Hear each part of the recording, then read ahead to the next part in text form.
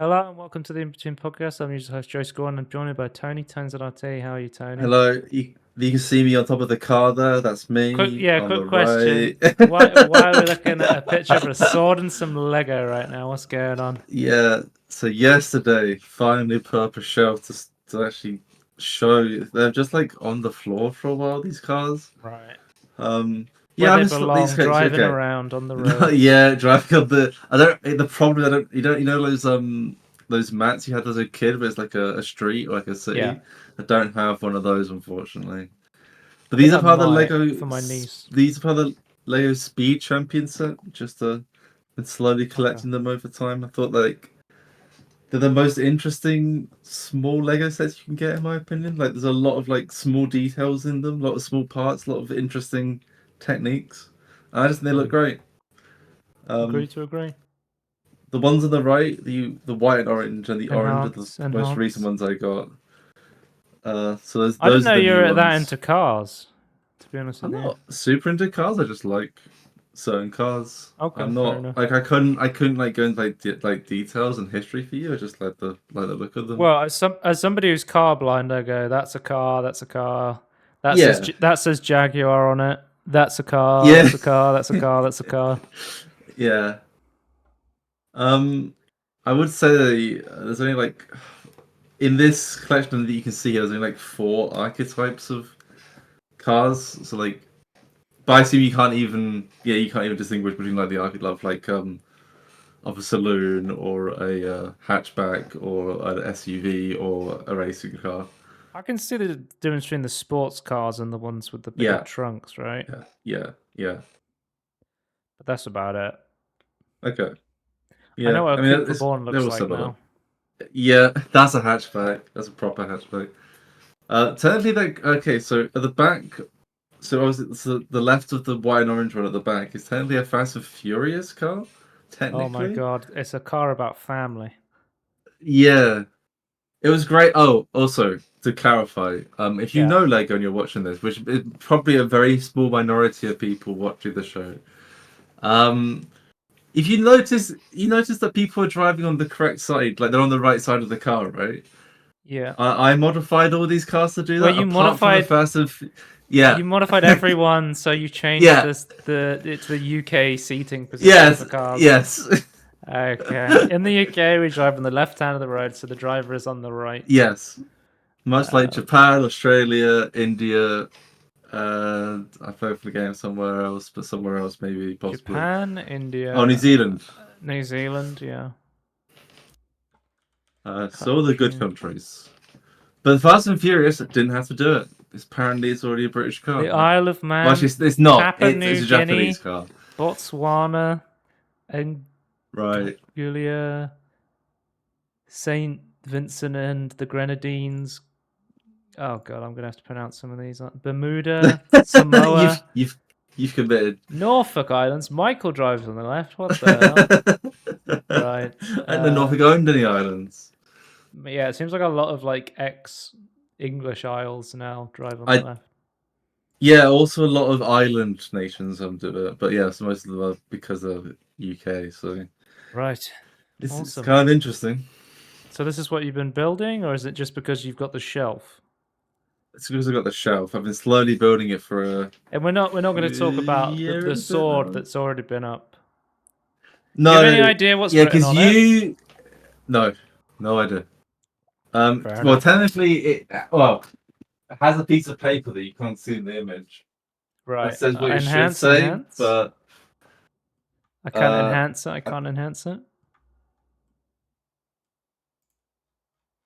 I think it might be I think that's just the master's name in. Like, I think they just translated it into Japanese. Okay. So, on the sword, I think what is it? It's like honor, loyalty, and something else. But I have no way to check that's correct or if it's like grammatically correct. So. I guess we'll take your word for it. You could tell me anything was written on this sword, and the only Yeah. person I know that could correct it is my friend Calvin. So yes, it says dragon honor fire for sure. Yeah. Awesome. Right. But yeah, that's just an old sword I've had for a while. It's just a cheap sword-shaped object that I thought it looked cool. Yep. It's not well made at all, but it works well at a distance. I like it. Yeah, I think it looks cool. It really brings the room together based on my knowledge of your bedroom. Yeah, It's the rug of the men, the sword on the wall. the sword on the wall. I've got more swords, but that's for Are future they unmounted or are they future content. mounted? They've gone like the man on the wall in, like sets of 3. Okay, well, we'll be waiting on bated breath to hear about those. Yeah, Right, yeah. games I've been playing this week. I think, did I talk about the fact I finished? We did a massive tangerine, me beating Sekiro. It was like an hour and a half long or something like Yeah, that. Aaron 10, yeah, something like that, yeah. We have Halloween. I've been playing loads of Halloween games because it's spooky month, and every October I like to try and embrace Halloween by playing as many Halloween themed games as possible as I can. We just had our Tangerine come out in Counter-Strike Condition Zero and Counter-Strike 2. So if you're interested in hearing me talk about Condition Zero or briefly about Counter-Strike 2, you can watch that. I mean, the game I've been playing the most recently has been Ghostwire Tokyo. I just started and I'm really enjoying it. But Right. yeah, I don't know if there's anything you want to talk about. Well, let's go Ghostwire Tokyo then, because that's the one Yeah, I've not so talked to you about yet. Ghostwire Tokyo is. Let me get a timer up because I'm only allowed 1 minute. Right, okay. Because we will be doing another Halloween Tangerine. I think the next installment of the first installment of Halloween Tangerine should be coming out on Tuesday, I think. Yeah. Try and spread them out like every other day. You should have something to watch, hopefully. And our tangerines have been doing really well. Holy shit. We've been getting, like, YouTube is recommending videos to people, and it's nuts. Like, we did a video on Super Mario 3D World and Bowser's Fury. It's our third most watched videos. It's like 156 views. I go into the analytics, and it's like 99% recommended. And I'm like, oh shit, YouTube's actually recommending our videos to people. I spoke to my friend Martin. He was like, playing Counter-Strike Condition Zero. I was like, oh, did you know we played this? He said, yeah, this video was recommended to me and I watched it. I watched you guys playing it. That's why I'm playing it. I was like, oh, awesome. He had played it previously when he was a kid, I suppose. Yeah. Well, it came out right before Source, and if you were a kid on a PC back in the early 2000s, you were playing some form of Counter-Strike usually. Yeah. But yeah, awesome. Why was I talking about this? I don't remember. Watch Tangerine. It's people are actually watching Tangerine. It's nuts. Anyway, so there will be a Tangerine on Ghostwire Tokyo. I'm going to do a deep dive, but let me give you the brief cliff notes of my initial impressions of the game. I really like Ghostwire Tokyo. I think it's really good. It was given away free on Amazon Prime, and you got an Epic Games Store key on October 1st, so it's part of their like first initial wave of spooky games. By the way, how is Epic still giving away free games every month, every other week when they're going into massive spoilers? I heard mixed things about this game when it came out. Yeah, same. I wasn't sure about it. I heard it was very like open worldy almost, like people weren't sure about it. I thought it was like a linear experience with like limited like gun quote unquote gunplay. I thought that was like the problem. Because I'm pulling up. And like people said, I thought the complaints I heard were like enemy design wasn't very. It was very shallow, the enemy design, or not only like the mechanics of the enemies. Like obviously they're interesting to look at. There weren't like that many. Yeah, I mean, a lot of the archetypes. time you spend like weaving. So there's a couple of spells. So I've got 3 spells mostly at the beginning now. So there's like a green spell, which is like your pistol, your SMG, or you just quickly fire it, or you can charge up and do different gang signs with your hands to charge up the ability. Your gang signs. Yeah. You can summon the hidden leaf village, and then you have a blue one which is like AoE close range, and then you have a red one that's sort of like a sniper, or you can charge it up to be like a rocket launcher. I really like the combat. I'm really enjoying all the Tokyo shit. I'm like, oh, I know what this is. This is a Torii gate. I saw these in Sekiro. I know this is like the paper dolls. Like there's a lot of like cool Japanese stuff in there. Japanese dub by default. I am playing in Japanese. I haven't had an issue playing in the native dub. so far, just reading the subtitles. I know a lot of people get really triggered when games natively are in a different language to the one they speak. But I've been finding it fine, and I'm really enjoying just running around Tokyo killing ghouls. I think it's really fun. And I've played about, I would say probably about like 4 hours maybe or something like that. And I'm doing Okay. side quests and I'm enjoying doing side quests, but I think I will stop doing them as soon as I stop enjoying them. So Yeah, yeah. that's Ghostwire Always good Tokyo in a advice. nutshell. Yeah, I've despite the mixed reviews sort of thing, I'm still interested in checking it out. So Well, I yeah, mean, curious if you have Twitch to the Prime, full which tangerine. you have Twitch Yeah, Prime, yeah, I Tony. claimed it. Yeah, I Okay, claimed so it. you have a copy of this on Epic. I saw Yes. people on Reddit were going nuts where someone posted on like the games Reddit and the PC game Reddit. They were like, "Yo, you can get a free game on Epic," and everyone in the comments is like, "I'm not supporting fucking Epic. They're backed by the Chinese. I don't trust them. They take all these Oh, exclusives. Fuck right. Epic." And I'm like, the mental I mean, gymnastics not to claim an optional claim of a free yeah. game. It's just like, okay, dude, just don't play the game then. Also, also they have changed and not doing that as much recently. So can you not agree that it's better than it was in terms of exclusives? Yeah, I don't know. I do dislike the exclusive, like I said before, but I'm not gonna not claim a free game. I'm just also not gonna. I'm also gonna. I think what we both do is wait for it to be launched on Steam before we buy it and go, well, I'm not supporting the exclusives. I bought Ghost Runner on Epic, even though it was also on Steam, but because it was just a lot cheaper on Epic, I was like, oh, I'll just Right. get it on Epic. And then I think later down the line, I just got a Steam copy from like Humble Choice bundle or something like that. Oh, Yeah. I picked up a Humble Choice recently. I should talk about that actually. Humble. I picked up the Humble Choice for this month because I was usually every year, Tony. I stream the Dark Pictures anthology. So I've streamed. Yes. Yes. I have streamed Man of Where Medan. you die horribly. Yeah, and I have streamed Little Hope, where I die horribly. And Yeah. I was like, I don't have the next one in the series, and I don't have their new one, The Quarry, either. Humble Choice this month features The Quarry and Dark Pictures Anthology Nice. House of Ashes, the one I didn't have as well Yeah. as Metal Hellsinger, the like Oh, it's you. metal Okay. So this is a really good rhythm month then. FPS. Yeah, well, I thought this was a really good month, especially because it was like a themed Halloween month and it featured a lot of games I Yes. didn't have.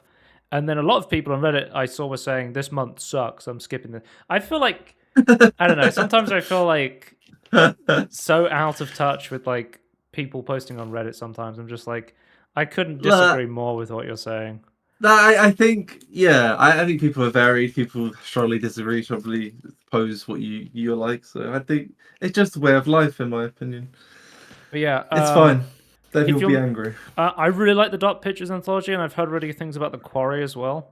So if you're looking to play some spooky games this month, Humble Choice is a monthly subscription where you get to keep all the games, no matter if you're subscribed or not. So you subscribe, you claim them, you can immediately cancel if you want to. You don't have to stay subscribed, and And even yeah, you sometimes, own them. yeah, That should be the it's not like Games Pass, and it's not like no. Stadia, whatever the fuck that was. Yeah, we'll say it's a weird ass model. But yeah, I recommend this month's choice. I think it's really good if you're into Halloween spooky games. Yeah, that's a good. And Sounds great. pick up Ghostwire Tokyo on if you have Twitch Prime because it's free and it's really fun. And then next up we have trailers. So Tony, a little game called Counter-Strike 2 launched. If you want Yeah, I to saw you know, play it. I did play it. I found it really Yeah, funny that I was streaming. I forgot to talk about this. I was yeah, streaming it to you, and I yeah. kept looking at my legs, and you were like, "Why do you keep looking at your legs?" And I was like, Yeah. "Because Oh, the I've puddles. because well, I was like, I've never had legs before. Like Yeah. literally, So it's the first the like Source first game with Counter-Strike. legs. Okay, right. Like every Because like like the most popular mod on Gary's mod was adding legs to your character for like RP servers. yeah, because you're But looking at a puddle and it's like, oh wait, I've got legs. And it's like, okay. Tony, I can confirm, Ghostwire Tokyo, you have no legs. I can confirm. I was looking What? down Oh my because there was god. there were skins you can unlock. Like you get like a Fallout 4 Vault skin. I'm like, it's a first player game. Yeah. So how am I ever going to see my outfit? I look Reflections, down. RTX, I've got RTX. no legs. I look and I'm like, I can't really see my arms. So there's no That's mirrors in the weird. game either. They've cheaped out the What? mirrors. Yeah, they don't let you see Okay. reflections of yourself. Why the skins? Okay, we'll have the tangerine. There's a photo mode, so I guess that's why. Right. Okay. But if it's a Counter-Strike 2 why not? came out. Awesome to see that Valve's finally learnt that summer has ended. Although that being said, it was like 23 degrees today in the UK. Yeah. It's Yesterday like and today was the warm. 8th of October. Like it's getting Yeah. the weather in the UK is getting nuts, bro. It's like I we're am. going from like fucking torrential downpours to like heat waves Yeah. constantly. And it's Monsoon like, to autumn heatwave. Yeah. yeah, I don't think know I what's listened going to the on. Met Office is like, oh, it's unseasonably warm. It's like, yeah, you said that. That is correct. But yeah. And then Subpar Pool coming out October 12th. This is a mixture of golf and pool. I said ghoul's probably a good way to combine Ghoul. those two. Ghoul. Cool. It could be a Halloween game now. It's very ghoul. Yeah. Yeah. But yeah, you know me, Tony. And whenever there's a new golf game on the horizon, I got to check it out. And Subpar Pool looks pretty interesting. So what? So I'm a bit confused. I didn't really understand, like, from the clip we just saw. I don't quite understand what the mechanic is. It's essentially like pool, but you're just trying to pot one ball, basically, sort of like golf. The whole idea is you're just trying to pot a ball, but it's on the frame of a pool table. I assume in their level you will accidentally be able to pot other balls or something. Well, it's coming to Switch, Steam, and then also mobile. So I think it's going to be a pretty simple game. Well, I'm just thinking, like, how do you make it more interesting than just a pool table? Well, it says dive into each procedurally generated level consisting of a series of table filled with balls you must pocket within a set number of shots. So it seems like it's going to be like very simple procedural generation sort of thing. Right. But it could be fun. I would check it out. Okay. See how expensive it is on Steam. Yeah, that's about Subpar Pool Steam. Sometimes they don't tell you the price before they come out. I think I don't know the price yet. So if it's like a couple of quid, I'll probably check it out. But if it's more expensive, I might wait for people to review it and see if it's worth it. I mean, from the store page on Steam, it looks like there's a lot more to the game than was showed off in the trailer. Okay. Right. Just based on the screenshots. So yeah, that's cool. Next up, Tony. I forgot to ask you your favorite topics, Tony, because I think one of them's coming up. Yeah, well, it's one of them. I also want to talk about the layoffs. I just think it's funny the way you framed it. I made the layoff section. So guys, coming up, the layoffs. Guys, if you're still here, we've got big topics coming up. Starfield mod creator threatens to put hidden mines into his future mods to stop pirates getting to them. Diablo 4 is coming to Steam. Log in, dude. That's it. And also, we will be talking about the MetaQuest 3 because it is still my current front runner for VR headset. But let's go on. Next up, we have... This is my thing. Horizon. Forbidden West. You really like Horizon. I saw Horizon and I was like, it's robots, but it's prehistoric dinosaurs. I don't really get it. It's post-historic. Well, it's post, but they've gone back to prehistoric. It's post... Okay. Technically, it's post-apocalyptic where nature's reclaimed the post-apocalypse. With then robots that are left behind are they construct themselves. I won't go into how they construct themselves unless you have just in case you haven't played the game, because I don't want to ruin that. Yeah. But yeah, this is I own the first game. For some reason I bought it, but I have not played it. Why did you I don't know. You didn't I was like, in a bundle or anything. No, I think it was just cheap. I was like, yeah, I could check this out. Oh, okay. It was cheap at one point, yeah. I mean, I have a couple of I think Horizon and God of War are. No, I got Ratchet and Clank. So I have 3 PlayStation games that have come to PC, and I've only played Ratchet and Clank so far. I think if I was going to check out specifically another PlayStation game, I would probably check out God of War over Horizon because that's sort of more my speed. But most people chose that. I think Forbidden West looks really gorgeous. I think this game's really good looking. Yeah, Yeah, it's fantastic. I think there's some slightly annoying quest gameplay, I would say, like where they like don't put like good markers down. But other than Right. that, like I quite like the game, and it is very no matter like the area you're in or like the time of day or the weather, like it's just a My very pretty game. So, the thing that gets me hyped for this is I immediately read Nixxes is going to be the ones to port it to PC. And if you don't know Yeah. Nixxes, they did Ratchet and Uh, Clank, they did Spider Man, they basically fixed the original Horizon Zero Dawn port. yes, Um, yes, if there's a good PlayStation port, it's done by Nixxes. yeah. So very excited to see these guys work on. I'm assuming that it's going to be like ray tracing. Is there ray tracing in the PS5 version? I actually have no idea. I don't know. It looks good. I don't know. I never looked to check. I have Okay, no log idea. in. But that's It going to be looks good. That's all I can tell you. it's going to be coming to. It's basically it's combining the base game with the DLC as one package for Oh, PS5, and then it's going to be coming to Steam early 2024. They've said. I don't know if this is an incorrect statement to make. Yeah.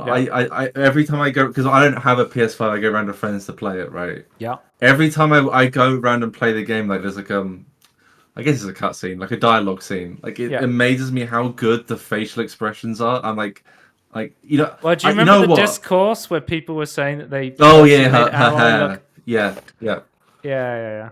Her or her quote unquote, as they call it, fur, and it's like no. Yeah. Humans have micro hairs. Have you never seen a woman? Yes. Yeah. I think Uh, this looks really cool.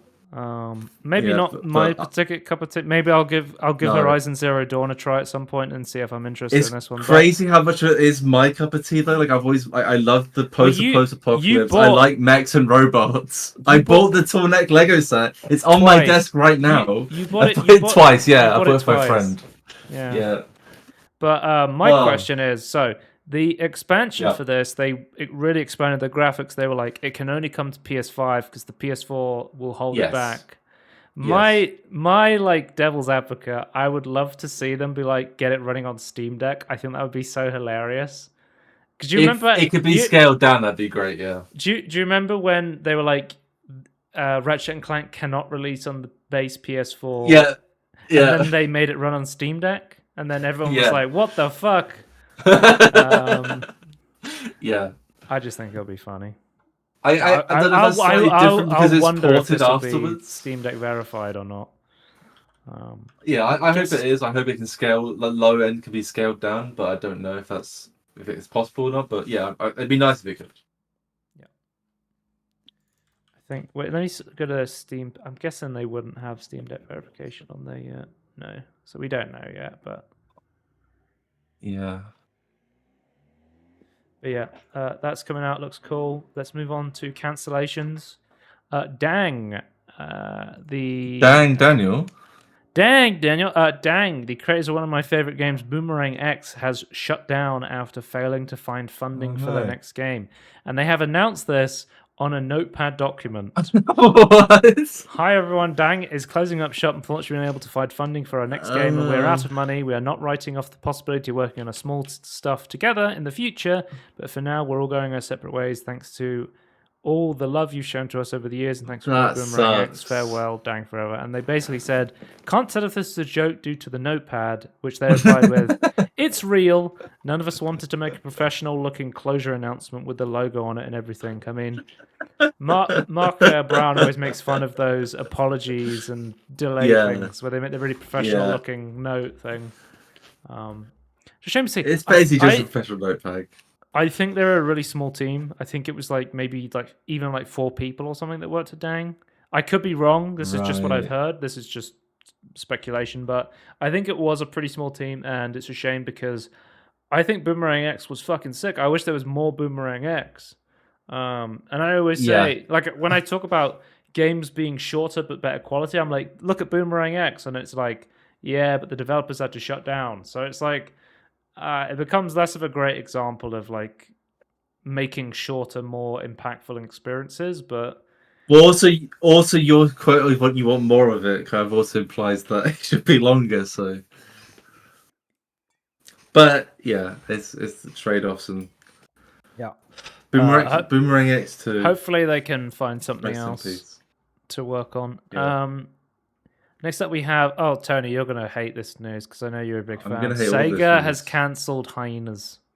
Oh, I know you were no. really excited about Hyenas, but it's been okay. So Tony, you have no idea what Hyenas is. do No, you? I was genuinely looking through and go, what the hell is Hyenas? Okay, so Sega developed a live service extraction game.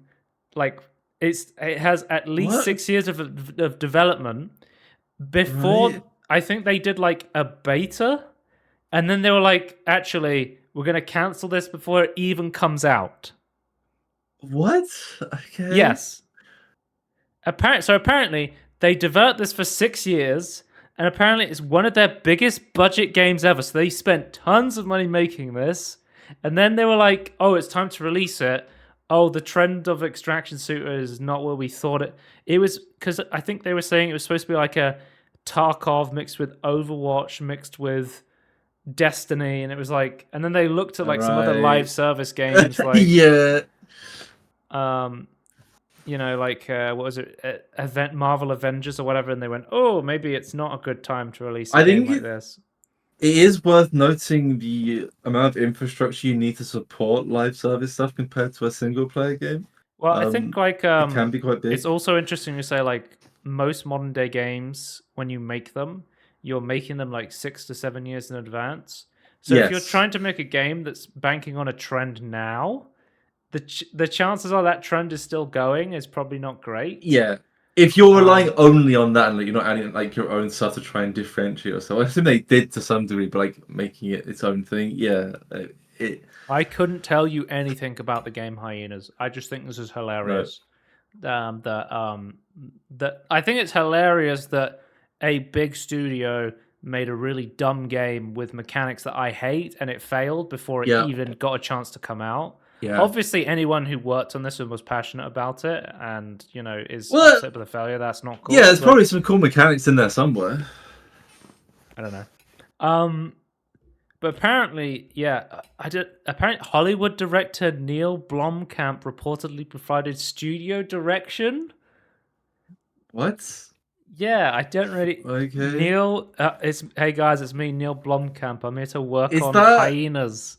The guy who directed District 9.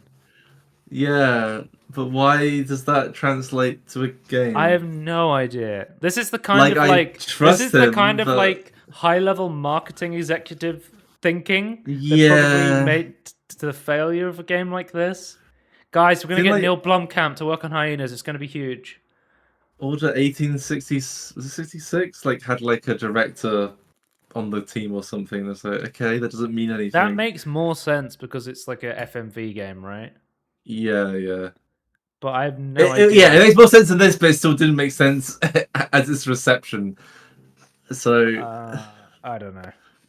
It's a really bad track record of like bringing people from the film stuff on, and then like, oh, it doesn't actually improve the game. Next up, we have delays. Batman Arkham Trilogy for Nintendo Switch has been delayed till December 1st, 2023. I forgot they were making the Batman Arkham Trilogy on Switch. And if you don't know, this is not a cloud streaming thing like Dying Light. They're going to release the Batman Arkham Trilogy on a cartridge running on the Switch's hardware. And I'm just thinking about trying to get Arkham Knight, which is still a good-looking game to this day. And performance. They're older games, though. Well, like, I don't know, like, when Arkham Knight came out, it destroyed people's PCs. Like, no one could run it properly. So, like, getting it to run on the Switch is going to be a real... Also, they said the Batman Arkham Trilogy... There was 4 Batman Arkham games. No, that last one didn't exist. Batman Arkham Origins? Yes. Are we just pretending that one doesn't exist? Yes. We're just gonna... No. It was Asylum, City, and Night. Batman Arkham Origins does not exist. Yep. But I feel like you could make the first one run relatively easy on a Switch. City, I think it might even be a struggle, but then again, that's also older. I don't know. But then, Well, like, City is like yeah, Arkham Asylum is super linear. There's yes, yeah, like no open world stuff, so I'm assuming that's going to be a lot no. easier. But then City At is most, you go from world quite to a world. big expansive city, and then Night turns that up to 11. Yes, Um, yeah. did Gotham Knights have a Switch port? Ooh, I don't know. Because that would probably, I think Gotham Knights could be coming to Nintendo Switch. There's some rumors about it. I mean, because Gotham Knights was super CPU limited on consoles and PC. So getting that to run on Switch, if they were able to get that running on Switch, that could tell you whether a game like Yeah, Arkham Knight could run on a Switch. is it But it possible? seems like it's not out on Switch right now. So that should tell you maybe why they've delayed this. I don't know. This is just speculation. Then next up we have Eldritch Fishing Horror Dredge delays its Iron Rig expansion. So they have delayed. They want to do expansions for the game, so there's going to be an Iron Rig one that looks pretty cool. But they have also announced, however, as we progress, we've faced with the urge given the time of the year, we need more lead time to coordinate a meeting and make the launch as exciting as it could be. We plan to spend a few months crafting this exciting edition and release it in Q4 this year. We're generally just heartened, but they also showed off a new update which adds like like an Arctic theme that's coming out. Hang on, I'll Oh, see if I can find it. I okay. didn't have this. The Pale Reach. The pale, okay. Yes. The Pale Reach is the first special expansion for Dredge, launching this. So this is coming out November 16th. So this is the first expansion, and this is where you'll basically go to ice fields. So you're going to be getting ice fish, and there's a new ice setting. There's new fish. There's new weird horror stuff. I saw like A new someone Eldritch trapped in a horror. block of ice, and I was thinking of The Thing, like John Carpenter's The Thing, and I was like, Oh "Yep, yeah, yeah, maybe. Yeah. I'm down for this. I think Dredge looks really Yep. cool from playing the Yeah. demo. I want to pick it up and play it at some point." Um, Next up, we have releases. So this week we had the release of Cyberpunk Phantom Liberty came out, the DLC Yeah, big for release. Cyberpunk, and it seems very well reviewed. People seem to be really enjoying Cyberpunk thanks to the 2.0 update and the Yeah. Phantom Finally, Liberty the police DLC. work. I've seen like reports that it took like CG Projekt Red like $100 million to fix Cyberpunk, sort of thing, to get it Yeah, it's to the point ridiculous. where it was like in a good state. I mean, I'm way more interested in Cyberpunk now that it's Yeah. actually been like patched and fixed up, and Yeah. there's new Yeah. content out, and they've completely This is the overhauled the update I've been waiting systems. for. Yeah. I really want to check out Cyberpunk. I think it looks really cool. I still, I think I would still like more varied outcomes and like interconnectivity, like the questing, but like that clearly was never like the idea for the game. A lot of people don't seem to mind that, so I just kind of accept that and move on. But yeah, that's just like a me problem. One thing I read was that mods were automatically disabled when this launched. So they said for the launch of Phantom Yeah, Liberty, they wanted to prevent issues with the game that are caused by mods before they received their update from the modding community. I thought, do you yeah. think that's a good idea to just do that generally? I personally think you should. Again, I Because have there two is things. technically mods that could work with the update. Yeah, yeah, yeah. I personally think if there's a big update, it should disable mods. But I also think you should be able to. It's a bit different, first, but I do think you should be able to be able to download different patches because like if you're playing a modded save, like you'd be able to load the mods. So just have your previous versions available. Well, I mean, if the DLC's got Idris Elba from Star Trek in it, then I think it's going to be a good Yeah, yeah. DLC, you know? Man, it just obviously good at a lot of stuff. He looks Yeah, good in I think this, like he's a really, good really actor. good. Imagine having It's the Keanu ray Reeves and tracing. Idris Elba reacting to each other. Yeah. It seems people are very positive about it Yeah. in the reviews. Yeah, I've seen a lot of positivity. I've not gone into any I've not any watched any I like know spoiler like reviews of a it. lot of people are saying like it's one of the best expansions they've played. And CD Really? Projekt Red Ooh. is known for like the Yeah, the Blood and expansions are Wine really expansion good. for The Witcher 3 is meant to be like really, really Yeah. good, like better than the base game in some respects. So Yeah. excited to check this out at some point.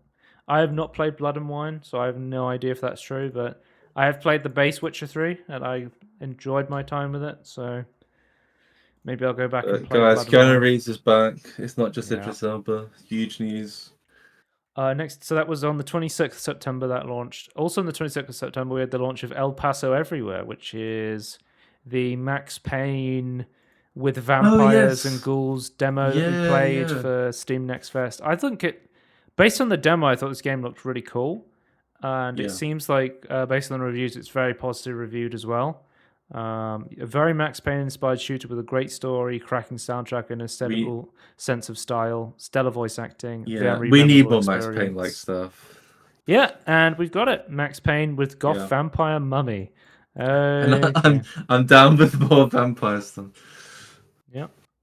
It's cool how they've made this blend between like the Max Payne style, like Yeah. drugs and gaps in memory, and then with these like cosmic horror, like vampire and werewolves and weird shit Yeah. going on. Um, I get kind of weird underworld vibes, but I think that's just me. Very loosely with like it's loosely based on Underworld. Yeah, confirmed. loosely based. Yeah. Well, judging by his name, I don't think so. You can just say loosely based on anything Yeah, because it's just based loosely on a based. true story. And it's just like it's just loosely based on my life. Yeah, Um, yeah, Fortune Run, 28th of October, launched in early access. This is a really awesome immersive sim that I played. It's like a cyberpunk immersive sim. I played it in Steam Next Fest, I think, earlier this year or last year, and I was like, immediately, I was like, I don't know if this is like, it's one of those. It's going to be one of those divisive games because I think it's like masterpiece tier potentially. It's really yeah. good, but also This would you I gel could with see some like mechanics. people could get really annoyed by some of the mechanics of this game. Yeah, It goes yeah, really in depth into a lot of things. Um but ultimately I thought the soundtrack was sick. I loved the combat. Um I think all of like there's like you have to hack every computer like an actual terminal, and you have to spend time like doing like an actual computer terminal. And there's not just like you're gonna push a button, it's gonna open a door. Like that's the sort of stuff where somebody could get really annoyed by that. Or if you're into these like yeah. immersive experiences, you'd be like, oh, this is awesome, I feel like I'm in the world, sort of thing. It's going to be divisive in that sense, but it seems the early access launch is very positive. I wonder how much of the game is in there for the early access launch. That's what I'm interested in. This game is brutal and fantastic with a couple of minor rough edges. It feels like very Deus Ex meets Mirror's Edge meets System Shock 2, and I love it. I have sunk hours into the first mission. I'm still learning so many of the mechanics the game offers in terms of movement, stealth, combat focus. I'm pleased to say the map note-taking system is superb, and needed to be. The levels are sprawling and full of multiple routes, and they are so detailed and feel very real for the setting. Be warned, expect to die a lot. I did die a lot, yeah, in the day. It's a brutal game, but the quick save, quick load system is perfect and take the edge off the pain is reloading. That's one thing I loved about the saving and the reloading of saves mechanics is every time you died, it would like rewind the time. It would go 2 hours ago or however long ago it was since you Yeah, last saved. I thought it that was was cool. cool. Yeah, it's actually integrated into the Um, game instead of just yeah. 'Cause, like that's the one like did it like so showed it quickly in reverse, right? yeah. Is it just the Yeah, first that's useful. level? So far, like I'm not sure how much content is in the early access launch. This feels like something I would wait for a full release on personally, because I think there's a lot there, but Yeah, I wouldn't want to sort of spoil it by playing an early that's kind of version like of it. that's kind of why I thought like early access Baldur's Gate is Uh, like I'll wait for the full release. our plan is to hit the next major unit of content in 6 months. That's not a hard deadline, so they are going to be adding more content slowly over time. So I I guess they're was releasing levels that are fully complete like every Yeah, update, I because suppose. the demo level I played was fucking huge. Like it's this Yeah. massive like cyberpunk club, and it gets locked down by the police, and then you go outside, and there's like these rafters you climb up, and there's this huge outside section of the map. Like the actual level it takes place on is massive, so I can assume they're going to take a long time to make because they're really big. Um, but apparently, okay, so apparently, because before this came out, I read that they wanted to add a content warning to the game. So they got rejected from early access for adding a sexual assault content warning because Right. I'll read the actual statement. Our protagonist's journey is motivated by a past traumatic event involving sexual assault, the statement continues. For this reason, we chose to disclose both in game and out on the store page that there was mature content and the player would be allowed to opt out of the direct references. Direct references include the current early access build, a sequence where the player views one of their attackers during the deed from the first person perspective. We were disappointed by how many games depict sexual assault as being gratifying and arousing, so we chose to depict it as simply disgusting and revolting. The sequence involves an emancipated, wrinkled alien creature bobbing up and down while licking the camera. This is to us is so disgusting that it requires advanced warning and option to disable the content. Well, according to Valve, this is not sufficiently explicit to be a reference to sexual assault, so they rejected our build again. So they wanted to put a warning in to say this is going to happen in the game. If you don't want this to Yeah. happen, Which you is can great. A avoid great it. thing to And do. Valve was Yeah. like, no, you're not allowed to. Yeah. Seems pretty dumb. Just I think having more warnings like that is like it's like for some people it's like too much, and I think But it it's seems good like they thought about that. they still released. Does it have a mature warning on the page? I said it removed it from the page and they accepted it. Is what I'm assuming was what happened. I mean, they have one in the get. So mature content description. Yeah. The developers describe the content like this contains graphic violence, drug and alcohol abuse, and themes of human trafficking. Options will be included to censor certain content. Right. So maybe they just released it without this explicit warning. Yeah. I don't know. But yeah, interesting to see that Valve doesn't let you censor your own game, sort of. It doesn't. I'm wondering if it's more of a miscommunication in the way that Valve interpreted it. It's like, oh, you're Yeah. trying to add this to a game instead. And it's like maybe their problem was it being in the game instead of like the. I don't know. It could be some archaic or some bureaucratic nonsense. Like I guess we'll never know. Yeah. Well, I don't know. Maybe we'll get some more information later. I'm not, but Next I can up, easily see us never knowing. Cocoon. From the lead gameplay designer of Limbo and Inside, Cocoon takes you on an adventure across worlds, master world leaping mechanics, solve intricate puzzles to unravel a cosmic mystery. I think I saw the trailer for this at E3 and I was like, this looks really cool.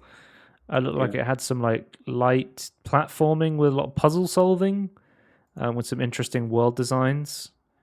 But I love Inside. I think it's a great game, and I really like Limbo as well. So interested to see another game from the creators of that. Yeah, I just have the weird stuff that they try and explore, I suppose, or show. Yeah, it looks really interesting. Like I feel like this is a sort of game where I just go in completely blind mostly and be like, yeah, I'll play it. It looks cool, and it seems like it's very positively reviewed from the people who've played it. This game makes you realize you don't need $1 million budgets, pounding marketing, and photorealistic visuals to create an amazing game. All you need is a piece of paper, a pen, a group of friends, and all above a good idea. All you can say is Cocoon is a simply gorgeous game with inspired level design, brilliant gameplay, and strong originality. Highly recommend if you're among those who want more from games but keep looking in the wrong places. So it's an atmospheric puzzle adventure that guides you through its world with a single word. Barring achievements work, I recommend you mute while playing. It is not a long game. I completed it in roughly 4.5 hours. If you're anything like me, though, this is not a bad thing. I cherish densely packed, memorable experiences that do not waste my time. Recorded playtime is no sensible way to measure a game's value. I think we can all agree we don't want our time wasted. Dashi, I think that is a good way to put it. Yeah. I think that solves the problem on both the sides. Next up, we have Iron Fury came out with a DLC. Iron Fury is a retro FPS. I think it's running in Build Engine or something that looks like Build Engine. But it is very like Duke Nukem 3D, fast-paced boomer shooter, and they've just released the DLC for it, and it seems very positively reviewed from what I can see so far. So that's awesome to see. We'll be talking about some more boomer shooter stuff because we had Realms Deep in the previous weeks, which is the annual Boomer Shooter Fest, where we talk about boomer shooters, immersive sims, weird RPG horror games, all that good shit. Tony, next up, that came out on the 2nd of October. 3rd of October, Tony Hawk Pro Skater 1 and 2 has finally come to Steam. It's been exclusive on Epic for like 2 years or something like that right now. Yeah. And Tony, I want to point out, it is playable on Steam Deck, so you can play this. Oh my god! I've seen footage of someone playing this on a Steam Deck, and it was like locked to 60 FPS. It looked like a really good experience. Okay, question then. I saw in the Steam Deck trailer that they played it on a skateboard. So can you skateboard while you skateboard? Is my question. Yeah, well, there it is. From watching a friend stream this game, if you're into the skateboarding games, it's a really good experience, and it's cool to see that it's on Steam. Vicarious Visions. I think I might pick up it one day.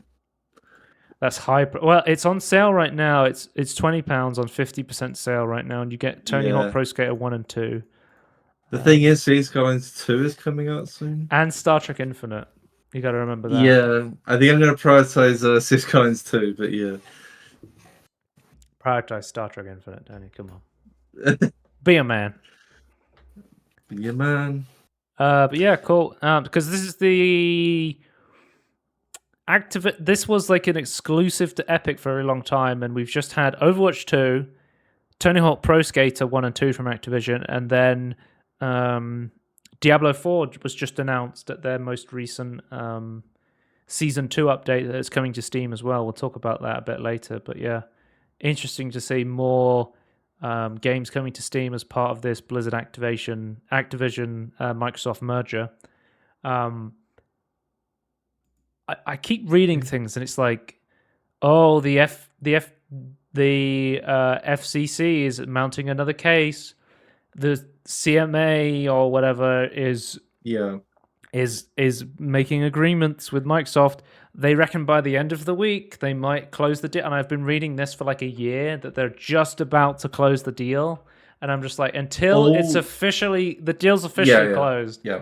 I don't want to hear any fucking more news about Microsoft Activision Blizzard merger. It's so boring to me now. My understanding from the legal side of stuff is like a lot of the hurdles have been over. Like the only thing to stop it now would have to be like an appeal from a body. Like all the official stuff that's gone through has now been dealt with effectively. So yeah, unless there's another appeal. Next, High on Life, High on Knife has come out on the 3rd of October. This is the first DLC since Justin Roiland's... what's the word to describe it? Since he's been gone from Squanch Tendo's game. Oh, okay. His expulsion from Squanch Tendo. Yeah. I've seen the new trailer for Rick and Morty. They have replaced Rick and Morty with some voice actors that sound like Justin Roiland, I guess, is the best way to describe it.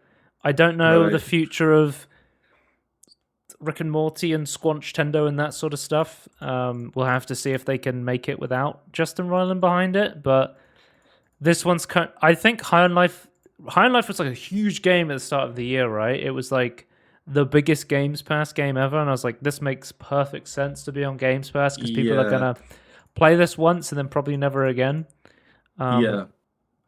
DLC is interesting. Maybe they went, oh, High on Life is really popular, let's make DLC. And then, I don't know if the Justin Roiland accusation, domestic abuse, messaging people, stuff came out and they were like, oh, it's not as popular now.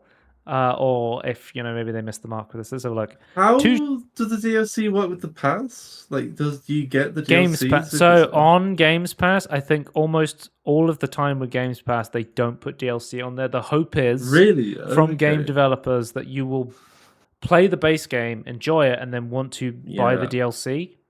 So you'll buy the base game in the Microsoft Store and then buy the DLC on the Microsoft Store. Right. Let's have a look. Too short, too expensive, too easy. Kenny is gone. Gus is useless. The new gun is fun. Dialogues are funny. Wait for a discount. But Somebody says here, after realizing Royland wasn't in it, I'm trying to return it. interesting. Royal fanboy. I guess. I mean, Justin Roiland was a big part behind the Yeah, humor of absolutely, these but games, and to not give it a chance if he's not in it, it seems a bit weird to me. no Roiland, no buy. There it is. But surely they had to buy it to review the DLC though. Yeah, so people are saying it's short is one of the biggest criticisms about it. Did we have game time? I guess there's no game time for DLC, so I can't read. Wait, is there not? I never even realized that. Okay. Well, because they I don't guess you can't separate tell 'cause DLC just, time. Yeah. Yeah, because it just launches the game. Interesting. I'll see if it's on howlongtobeat.com, which I was trying to use the other day, and it just this website always crashes for me. I think it's awful. I hate this fucking website. There's no alternative. No. Let's have a look. High on Life, High on Knife. Main story 2.5 hours. So it's about a 2-hour DLC, and it costs £12.79. So again, we can't always judge games based on how long they are to how much they cost, but it seems like, I don't know, it's quality times time, in my opinion. The Rick and Morty style of humor was always a mixed bag, whether you were going to like it or not. If you like that sort of stuff, then you probably will. If you're like not a fan of the more juvenile humor, you may not like that sort of stuff. Yeah, I mean, for example, it's not for me, but I appreciate what the game was trying to do. Yeah, I mean, I wanted to check out High on Life. I still want to see. I mean, Tammy, the Teenage T-Rex, the entirety of the film is in there, and you can watch it while being commentated on by the crew of Red Letter Media. So that's very exciting to me to see that. Very excited to try that. And the game doesn't look bad either. It looks the game is second rate to the Red Letter Media commentary, really. True. If you want the media commentary, you're gonna have. Let's move on because we're only on game releases and we're almost an hour in. Hellboy, Web of Weird. This was like the weird roguelite action brawler comic book style Hellboy game, and no one has. Wait, it's not out, is it? Okay, I've put this one on here. Oh, this got delayed. No, I put this on here. It said it was being released, and then they announced it was being delayed, which is why we cannot see the reviews for it. So they pushed it back by like a couple of weeks. Yeah, so we'll talk about this on the next podcast because it's been delayed. But yeah, I'm really curious about this game. I'm super curious. I like Hellboy. This is why I put it on there because I was like, I have no idea what this game is really about. Yeah, I'm hope it's good, but I don't know what it is. So. And then the 5th of October, My Little Universe. This is a co-op dungeon crawler. It's like a sandbox, like crafting adventure sort of game. Stranded on a barren moon with nothing but your tools, fuelless ships, and celestial powers of creation, you are destined to recreate what was once lost, but the hero of your own little universe. Don't forget to call up 3 of your friends to join Journey in split screen co-op mode. Wait, there's only split screen? There's no online multiplayer? That's kind of disappointing. I mean, I love split screen, but online as well, pretty good. It's got that like top-down... I can only describe it as Super Mario Galaxy style planets. I don't know what that's called. Ratchet and Clank 2 Moon Planets, yeah. Is there a word for that? Because if there is, I would like to know it. Like a fishbowl perspective or fisheye perspective or something? Yeah, where you have top-down fisheye. You have like very small planets that move around as you go around them. Yeah. I don't know. I always like that style. I think it looks cool. Yeah, it's really cool. Especially if you have like a cartoony. So yeah, I thought this game looked pretty interesting, and let's see what the reviews say. Flat Earther's worst nightmare is the top review. It's all Right, the best funny, parts of funny. the app with none of its in-app stuff. Plus, it feels like a PC game. This is how you port a mobile game off a phone. So, okay, so apparently it was a Okay, mobile game first, interesting. which is interesting too, because I never knew about the mobile game. No. Was it Oh. on Apple Arcade or something? I don't actually know. I just assume most games that there are actual games are on Apple Arcade because it seems like the only place to make actual games on mobile that aren't full of microtransactions. Um, My Little Universe phone. Um, I don't know. It's on the Google Play Store, and I don't know anything more than that. Yeah, I'm 10 curious out to of know 10. how Girlfriend broke up with me usable. after knocking her into lava, no ads, and just brain dead fun grind. Perfect local co-op on a rainy day inside. There is no ads. There is no ads. There is no ads. So I'm guessing the mobile version had ads in it. Yeah, But this is a paid release for £11.51 on sale on a 10% sale right now. So it I seems will like pay to remove ads. there it is. You've heard it here first. Seems pretty fun. Um, yeah. And then let's move on to quick news. Minecraft Wiki has now moved from fandom to Yes, Minecraft.wiki. So they I've can. tried it. It's much faster. It's faster. They don't have the ugly yellow sidebar, which you Yes. have to have as part of being as part of fandom. Um, I've seen. I don't know if you're going to talk about this, but I see a lot of people say, please don't accidentally click the old one when you Google search it. The old one is the top search result at the moment. Please keep clicking the new one. well, If you you have, link to yeah, you have like remove your old links. SEO, search engine optimizations, Yes, where they're yes. like always trying to get to the top, and you have these like horrible ass websites. You have like fandom wikis. You have like Yeah. Fextra Life is another terrible one because they basically they embed their Twitch stream in every single page, which is like legal view botting, and it is so Yeah, yeah, fucking annoying. I hate embed cheating on Twitch where you yeah. have like 20,000 people watching a stream that's offline. It's like these people are not consenting to watch your fucking stream. You're just using No, up their no. resources through embedding your stream, like when it's Yeah, live and stuff. it should be calmed down. But my understanding is that the original SEO of the original site is valid. It's just that it was old and it's now outdated. It's been moved. Remember to use be a buddy, be a friend, and get your friends to use the correct one. Mm. I quite like the URL for the new one is a lot easier to remember. I think instead of like it has the same Google it, you can just like type it in now. So Right. Then we have Red Dead Redemption got an update 1.0.3, which quietly added 60 FPS to the PS5 version. So what? Okay. they've released it on Switch and PS4, and it was at 4K on PS4, and then I think 1080p on Switch.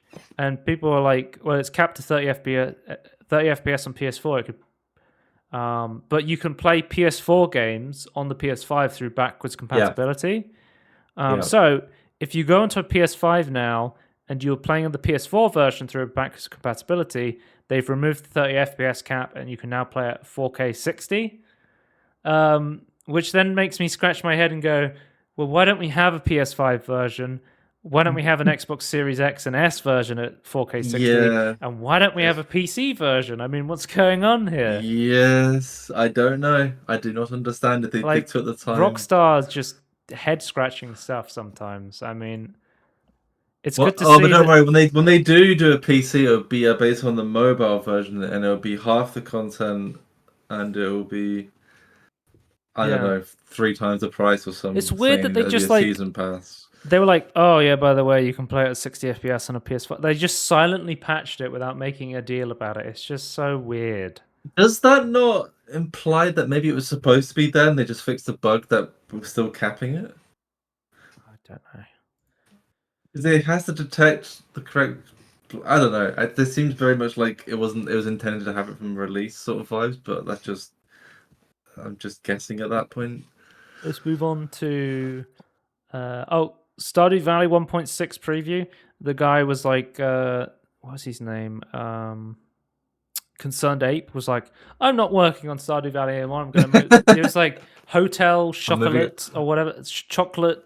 Chocolatier Hotel, Ghost Hotel. I don't fucking know.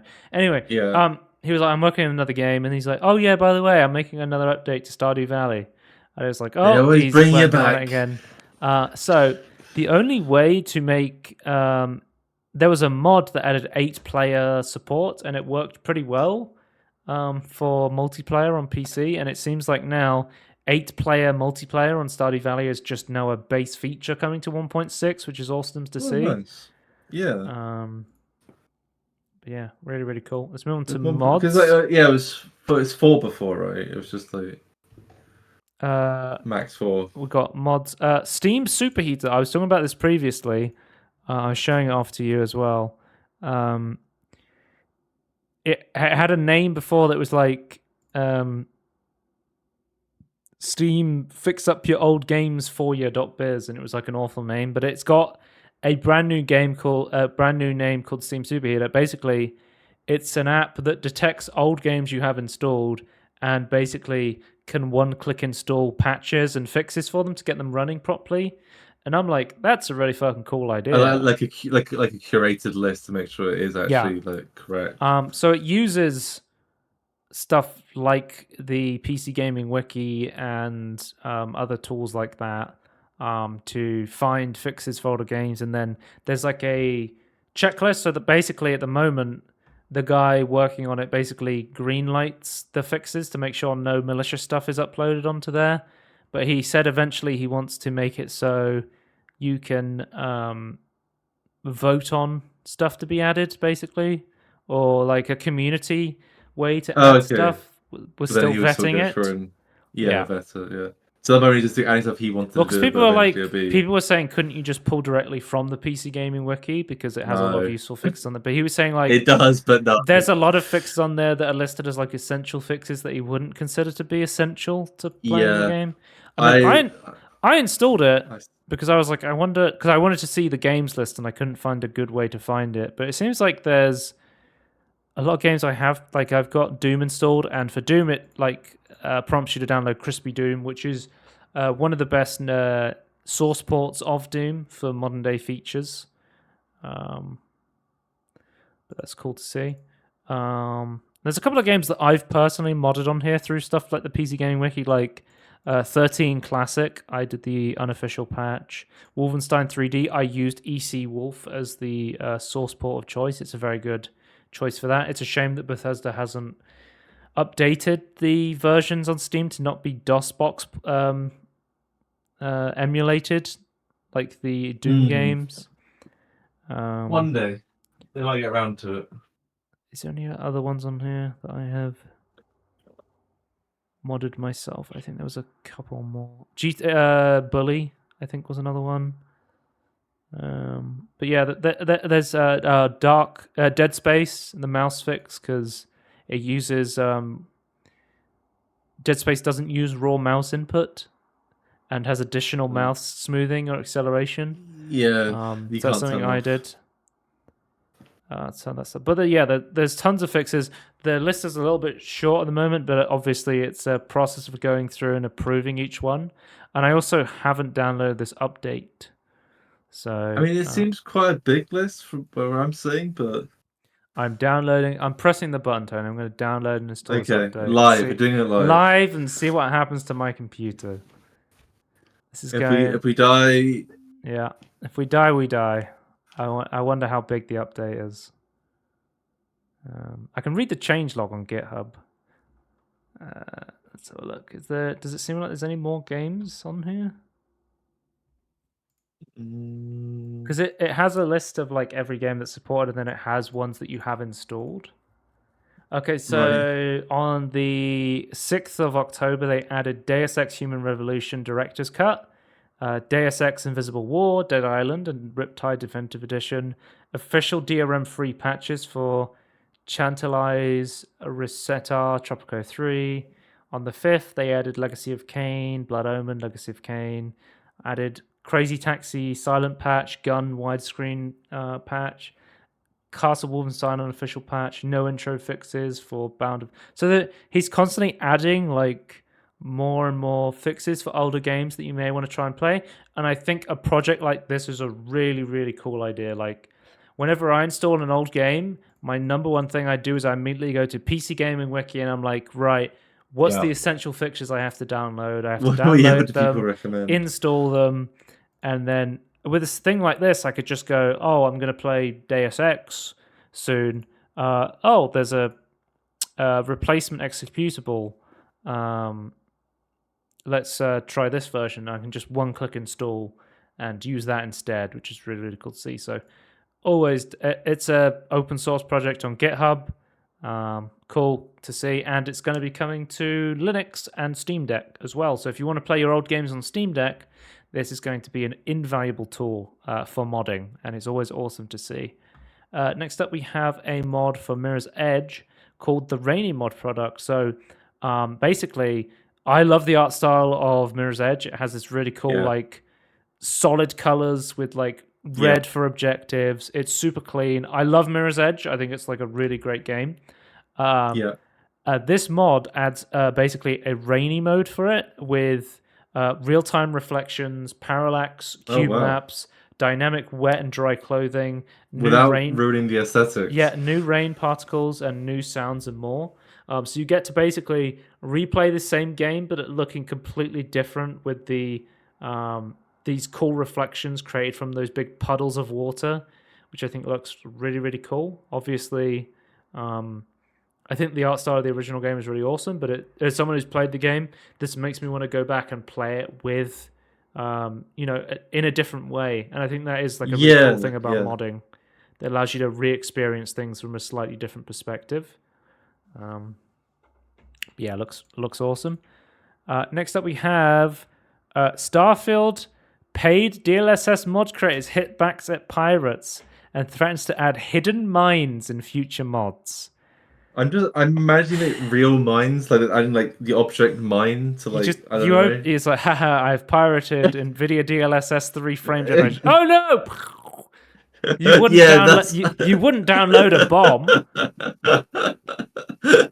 No, that's not what he's saying, but that's my mental image of it. It just makes me laugh. So this actually reminds me of a Ratlobber video that I saw recently. So I got recommended Ratlobber recently because he does a lot of like Gary's mod and Source and Valve sort of content. And he was talking about one of Gmod's most controversial add-ons.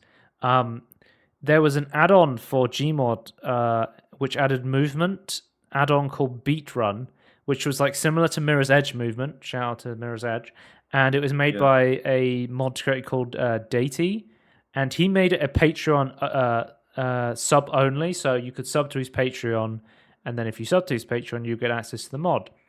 He found that a lot of Eastern Europeans were pirating it, so his response was he blocked Eastern European from using the add-on. He went to the Steam profiles, and anyone with an Eastern European country or Cyrillic, the Russian alphabet in it, he blocked from he geo-blocked from being able to download the mod. That is just show discrimination based upon location, though. Tony, it gets better. Talking about landmines in mods, he infiltrated the Eastern European forums where the mods were being distributed illegally, and he started distributing compromised builds into the pirate forums that logged Steam IDs and IPs of anyone who tried to use it, and then he uploaded it publicly to his website to shame them. And I'm just like, when people you're putting so much effort. When people say they're going to start putting landmines in their mods, I wonder if this is what he is hinting towards, or whether he's saying, "I'm gonna," like when you say you're going to start put like quote unquote landmines, like malware or like tracking info or stuff like that in your mods. Yeah, this is where I'm like, this is where I'm thinking like you might be the baddie, like like you may need to check yourself there, like. This is the sort of thing where people get into these sort of mindsets where they don't realize the actions they're doing, how they might be perceived. It's like, I think The lesser, I could say, the lesser version of this is that they just add stuff into it. If it's a pirated version, it won't.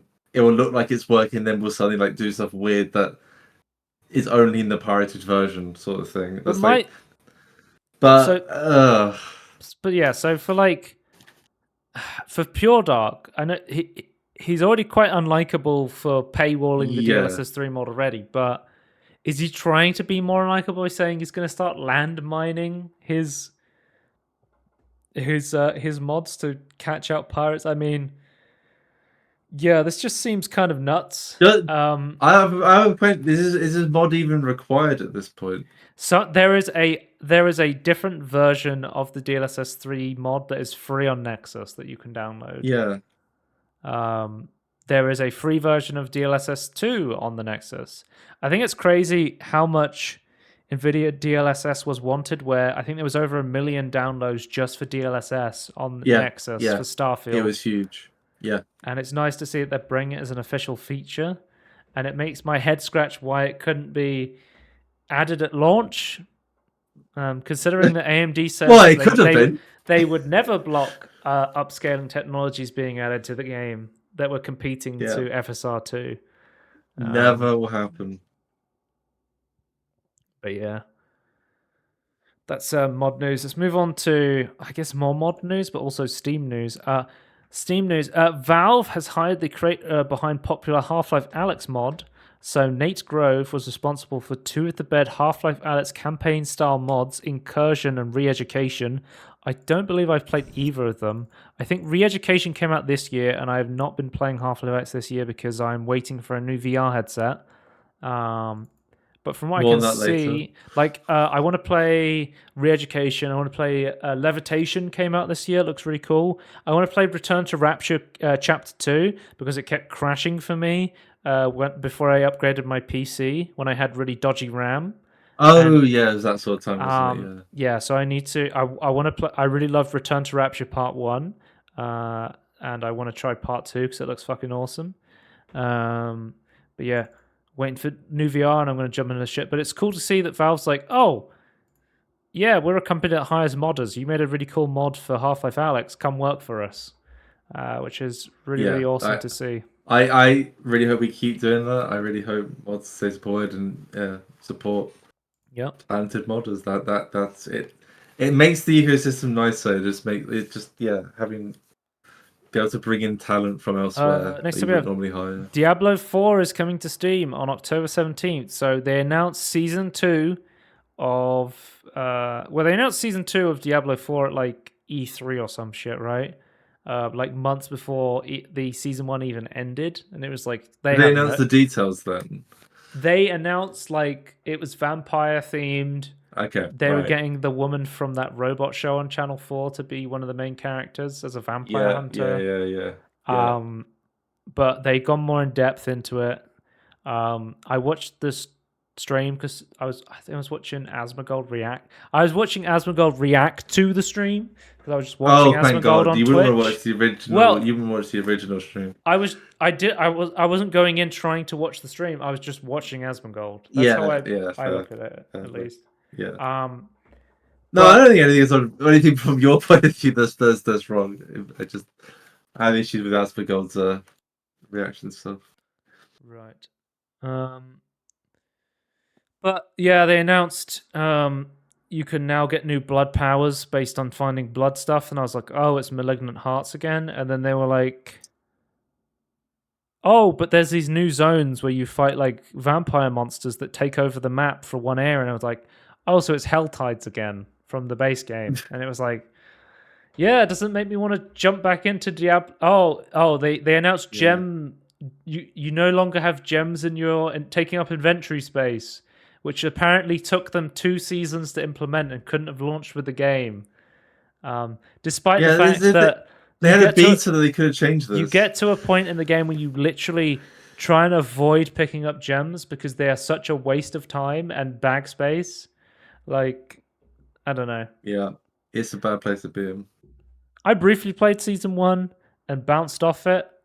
My thoughts on Diablo 4 is if you are a casual player and you want to go in and play the campaign, and the campaign ends and the credits roll, and you go, yeah, that was pretty fun, and you stop playing, Diablo 4 is a pretty decent game for that. If you want to Yeah. go in and have a in-depth, cool end game experience ARPG, this is not the game. Play PoE, play what's it called? The popular one recently. That came out on Steam with a new update. I mean, I heard Grim Dawn's good. Titan Quest is coming out soon. I like Minecraft Dungeons, but that's Yeah, I was gonna say, I'm gonna meme and say Minecraft Dungeons. That's a very casual ARPG game. Yeah. What was it called? Apparently, I've heard. Diablo Immortal is doing very well still. People are like spending a lot of money on that game. It's doing quite well for Blizzard.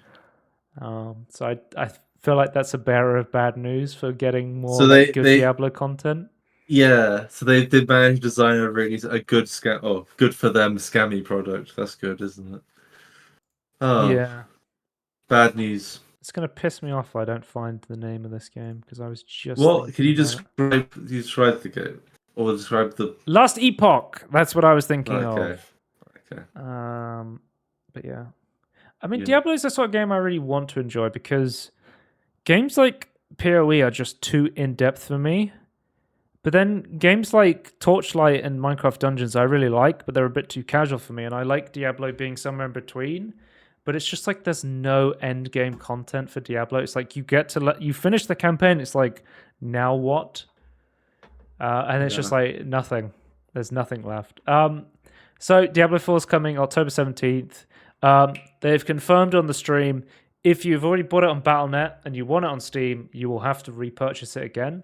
Which is a shame for people like me who really wanted to just boot this up natively on the Steam Deck. You can't do that. There's no license carryover to the Steam version. This is probably because the Steam version, they're going to have to give a cut to Valve for all their sales and possibly microtransactions. The Steam version will have Steam achievements, which is nice. It's launching with Season 2 in October 17th, and it will be officially playable on the Steam Deck. You will not have to piss about installing Battle.net through Lutris, which is something I've done multiple times, and I can confirm installing Battle.net through the Linux desktop is a pain in the fucking ass.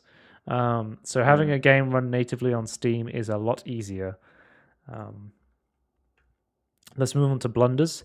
Ubisoft has added de novo to Assassin's Creed Mirage via a day one patch after reviews were published.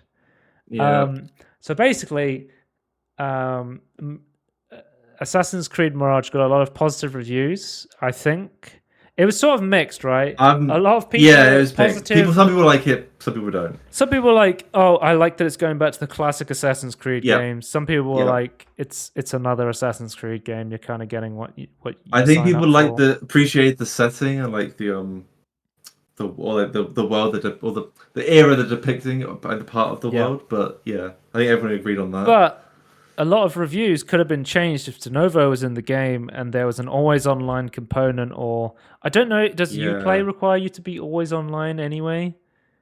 I think it might be.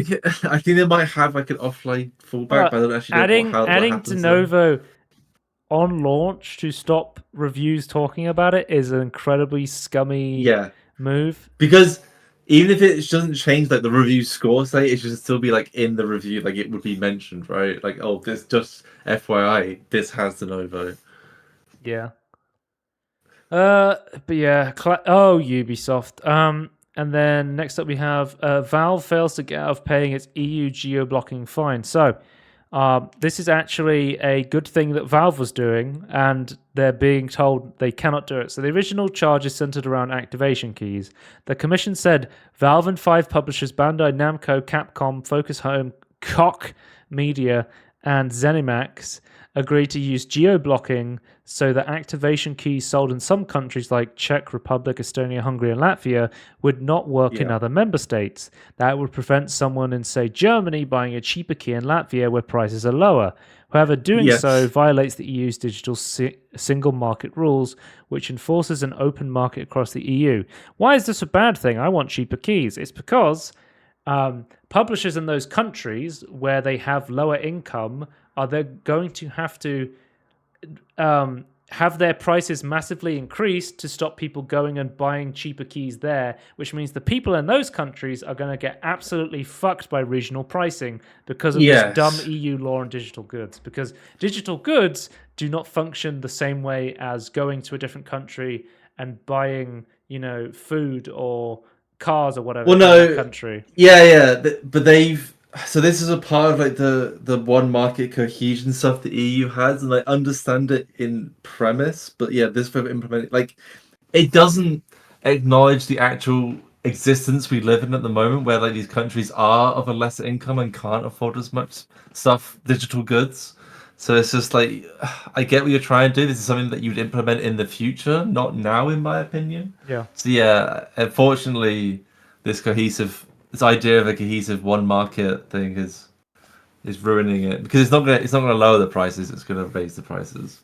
So let's So move on to VR so we can talk about Dungeon Master Snoop Dogg and Mr. Beast AI. I think that was the big announcement for MetaConnect. I'm guessing you did not watch MetaConnect. no, I didn't care. If you didn't watch I would say to you, do not watch MetaConnect. It was incredibly boring.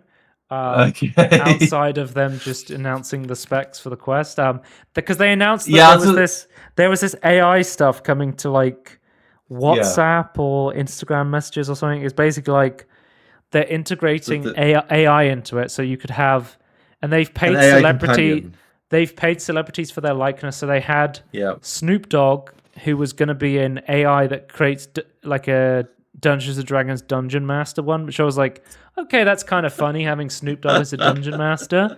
But then they were like, and you can have Mr. Beast as the funny guy, Zach, and it was like, is Mr. Beast known as a funny guy? He's just I popular. don't He's know. not known as a funny. Yeah, but I don't know why. Why do people find it popular and stuff? I don't know. And I was gonna say like I don't need to watch it because I was just gonna wait until it was on the podcast. But we have the full Quest 3 spec sheet. It's been confirmed. So the Quest 3 is coming. It's coming in like 2 days. Like it's shipping on October 10th. Okay, right. There's going to be pancake lenses, 110 degrees field of view, 58 to 70 millimeters lens separation, 53 to 75 supported IPDs. There's depth adjustment, a dual LCD display, which is not. So it's up. So the Quest 2 had a single LCD display. The Quest Pro had dual QD LCD, but you are getting a bump in resolution from the Quest Pro. So the Quest Pro is 1800 times 1920, whereas the Quest 3 per eye, and the Quest 3 per eye is 2000 at 64 times 2208. So it's around 4K sort of resolution, a bit higher, Yeah. like 4 or 5K, something like that. The angular resolution is 25 ppd. There's no local dimming like the Quest Pro. It will support a experimental refresh rate of up to 120, like the Quest 2 did. The Quest Pro only supported 90 hertz. There was no experimental 120 hertz mode. We already know there will be 120 hertz mode from Virtual Desktop, which we'll talk about in a minute. Then there's a brand new chip. So the chipset of the Quest 2 was the Snapdragon XR Gen 1, a 7 nanometer chip. Then for the Quest Pro, they upgraded a new revision on that, which was the XR2 Plus Gen 1, which is still 7 nanometer, but was a slightly more performant one. Whereas the Snapdragon XR2 Gen 2 is on a 4 nanometer node and is apparently about 30% faster than the Quest 2, which is cool to see. It's going to mean like native MetaQuest games like on the Quest are going to be much higher resolution now, which is awesome to see. So What are you saying? I get, yeah, it's like everything like we didn't fling it, but then like we know a lot, like we had ideas of like what these were supposed to be beforehand. Yeah, so there's going to be 8 gigabytes of RAM, so more than the Quest 2, but less than the 12 of the Quest Pro. The pass-through is going to be true color high res. They were really pushing for this AR like pass through Yeah. VR reality, and we'll see that through the games we'll talk about. Depth sensors for the AR. What Battery do you know is what the locate. latency is on that? Oh, I have no idea. Apparently, it's very good compared. It's the Okay. best we've got so far, But but how good is that it compared to eyes? yeah, it's still not like you would be able to tell the difference between looking through your glasses and looking through a I VR headset. Yeah, a couple I think a month ago I saw people review something like, oh, they could like in a pinch like read their phone or something, and it's like okay. So the battery location is on the visor for people who want less weight on the back of their head, but for more experienced users, there will be an optional extra battery on the Elite strap. They're doing another Elite strap, and I don't. We're gonna have to wait and see on these Elite straps because the Quest 2 Elite strap launched and it was constantly breaking. So they're gonna have to do Yeah. some real like quality assurance tests on these new Elite straps if people are going to trust the official ones from Meta. Um, there's no eye off face tracking like the Quest Pro, which is a real shame to see because we have eye and face tracking Yeah. in the Quest Pro and in the PSVR 2, which adds really cool stuff like foveated rendering, which I, basically improves performance and allows social experiences like VR chat, like yeah, I think it's a really cool metaverse technology. stuff. Yeah. The controllers, so there is the Touch Plus controllers, so they're ringless. They don't have the IR blaster on the ring, so you can hold the controllers closer together now. I'll see if there's a photo of the new controllers. So you can try like do like gun manipulation Because or like a people were bow and arrow saying with the manipulation. original Quest 2, you were constantly banging those rings together. Yeah. The Vive controllers. Um, I'm constantly banging the ring on these. They have like a ring for the IR tracking. Basically, they've moved the IR tracking down into the controller itself at like the bottom. So you don't need this ring anymore. And apparently, the tracking is very good from what I've heard. Okay. But you can if so they don't have cameras in them to track themselves on a battery like the Quest Pro does. But apparently they're still very good just being tracked by the IR sensors in the headset. Because I've heard the guy who does Beat Saber, like the Beat Saber dev, when he was working with the new controls, he said they were really good. And playing Beat Saber is very intensive to make sure your controllers are fully calibrated and not registering ghost hits or not registering at all. So if he says it's Yeah. good, then I trust that. But if you Yeah. want to, you can still buy the Quest Pro controllers with their own separate cameras for tracking and use them with the Quest 3. I think it's about £300, so it's a bit pricey. I mean, this costs £470 UK, so it's already a lot more expensive than the Quest 3. Quest 2, the Quest 2 was what, 300, 250 at launch, something like that, because they increased the price. It's about 300 for the Quest. They increased 2. and then re-put it back down, so I think it's the original price again. Yeah, yeah, I think I'm gonna wait for hands-on reviews for the Quest 3, but I think I'm gonna pick up a Quest 3.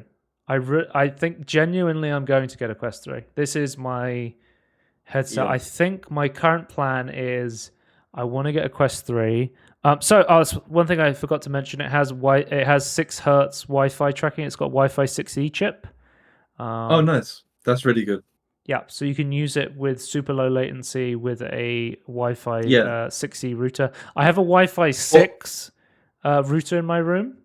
Yeah. So I can use the 5 gigahertz band to track it. So I'm excited to try a wireless headset with a dedicated router in my room connected to it. And then so my plan would be to get a Quest 3 headset. I would want a link cable, probably third party, because potentially Quest. I mean, I've heard that the Meta one is nice because it uses a fiber optic cable for their solution, so it's a lot lighter than the unofficial ones. So they're But it is conversing out like the soft or the and it also attaches the end. via a right angle bracket as well. So it's a lot easier to plug it, but it is more expensive than just buying a third party one. So you're trading off there Yeah. for weight and easeability.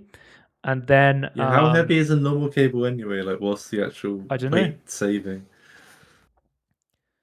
But yeah, I would want to get a head strap because a head strap adds. So I think the headset itself is probably going to be like 2 to 3 hours of gaming, and then a battery pack would add probably another 2 hours of gaming. So it could take it from like a 2 hour headset to like a 4 hour Yeah. headset, which I would say is probably the longest most people would probably game in VR is probably around Two- that 2 to 4 hour mark.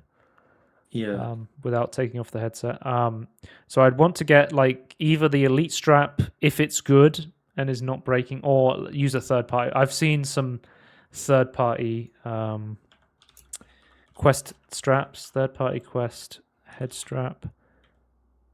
I know you can get you can make like a Franken Quest, like you can basically mod the index sort of like headphones into the Quest if you want to. Oh, It really? has That's actually so possible. That's cool. it has speakers in the side of the VR headsets, and apparently they're quite good. So if you want Yeah. to use just the speakers of the headset, you can use that. It has a 3.5. I think it has a 3.5 millimeter jack. I'm not 100. Let me check. I know. There's at the very least, I thought there was a USB-C on it as well for It's that got purposes as USB well, I C, thought. so you can plug in USB C headphones. Yeah. I don't actually know. You might need a dongle, guys. 3.5. You still get a USB-C port for charging and built-in speakers that support spatial audio and a headphone jack in case you'd rather use wired Nice. headphones. So there's a Nice. headphone jack, so you can plug in wired headphones. You can use the speakers on the headset. You can wear your own wireless headphones, or you can do whatever you want, which is cool to see. I feel like it's a rarity that we get products that are released now with a headphone jack. So Yeah, very cool. useful. Don't remove them, But I please. think the one Especially if you have especially if room is not a thing you need to like save. It's just add it. I think the one I was looking at was the Bobo VR. The They were going to make it. Yeah, that's the name. It's a very Okay. positively reviewed third-party headset that can come with an extra battery. So maybe I'll check out that one. Right.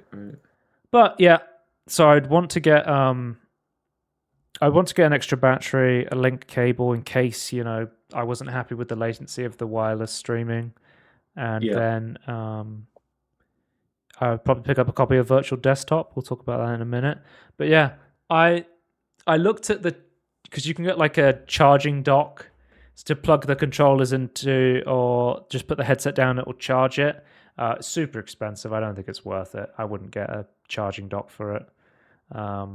So I've looked at, because you can get different face plates to make it different colors if you want, which I'm like, I don't really care about that. Just get a D brand skin if you want to Do D-Brand do Quest accessories? I don't know. They might. I don't think they do, but they might do it on request. Oh, okay. So look, they have skins for iPhone, Xbox, MacBook, Nintendo, Galaxy, OnePlus, Pixel, iPad, XPS, Surface, AirPods, and PlayStation. I do not believe they have anything for Quests. But yeah. So things I would have loved to see: micro OLED displays, eye tracking, and I think with micro OLED displays and eye tracking, I think this headset would have been a slam dunk. I think there would be no reason not to pick up this headset. It would have been nice to have camera tracking on the headphone on the controllers, but you can get that as a kind of expensive upgrade if you want later down the line. It's going to basically, I'm going to go with the default Quest 3 controllers, which I've heard have good tracking on them, and then I could potentially upgrade to the Quest Pro ones if I think it's a worthwhile upgrade. It is cool that you can do that later. I think it is nice. It's like modular like that and not just locked down. Yeah. But we basically, with this new chip design, we basically got to see a bunch of games getting their native on the headset ports upgraded. So we learned that Quest 3 won't launch with exclusive games, but Meta is emphasizing a cross-generation transition period between the Quest 2 and Quest 3. It's promised 100 plus new and upgraded titles across both headsets, and over 50 of those new games, while existing games will receive upgrades and mixed reality features. So we saw they showed off Assassin's Creed Nexus running off the headset. Stranger Things VR, that one where you're playing as like the monster from the new season of Stranger Things. It's now like a mixed reality thing, so you can have like the Stranger Things upside down monsters coming out of your actual walls in your room and stuff like that, which I think looks really cool. That's really cool.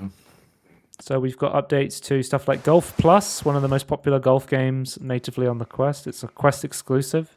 But you can see like the difference in the grass rendering technology between Quest 2 and Quest 3. It looks a lot better. Yeah. On, the Quest 3. Guardian Frontlines. Let's have a look at this. One of the big things I'm noticing is like way more foliage is one of the big things. Red Matter 2, one of the best looking Quest games, is looking even better. So for Red Matter, and because of the new chip, you're going to be able to get stuff like dynamic shadows, increased rendering resolution, really, really awesome looking stuff. So let's have a look. 4K textures up to a 16 times increase in pixel count. Dynamic shadows. So if we go from the old static unlit image items to having the shadows on them, I think it looks way better. Looks really, really good. Yeah. High quality shadow filtering. I think some games on the Quest now, I think sometimes I look at them and go, maybe I actually want to get some games on natively running on the Quest, because I think they're at a point where I think they look really good. But we'll have to wait and see like how well they run.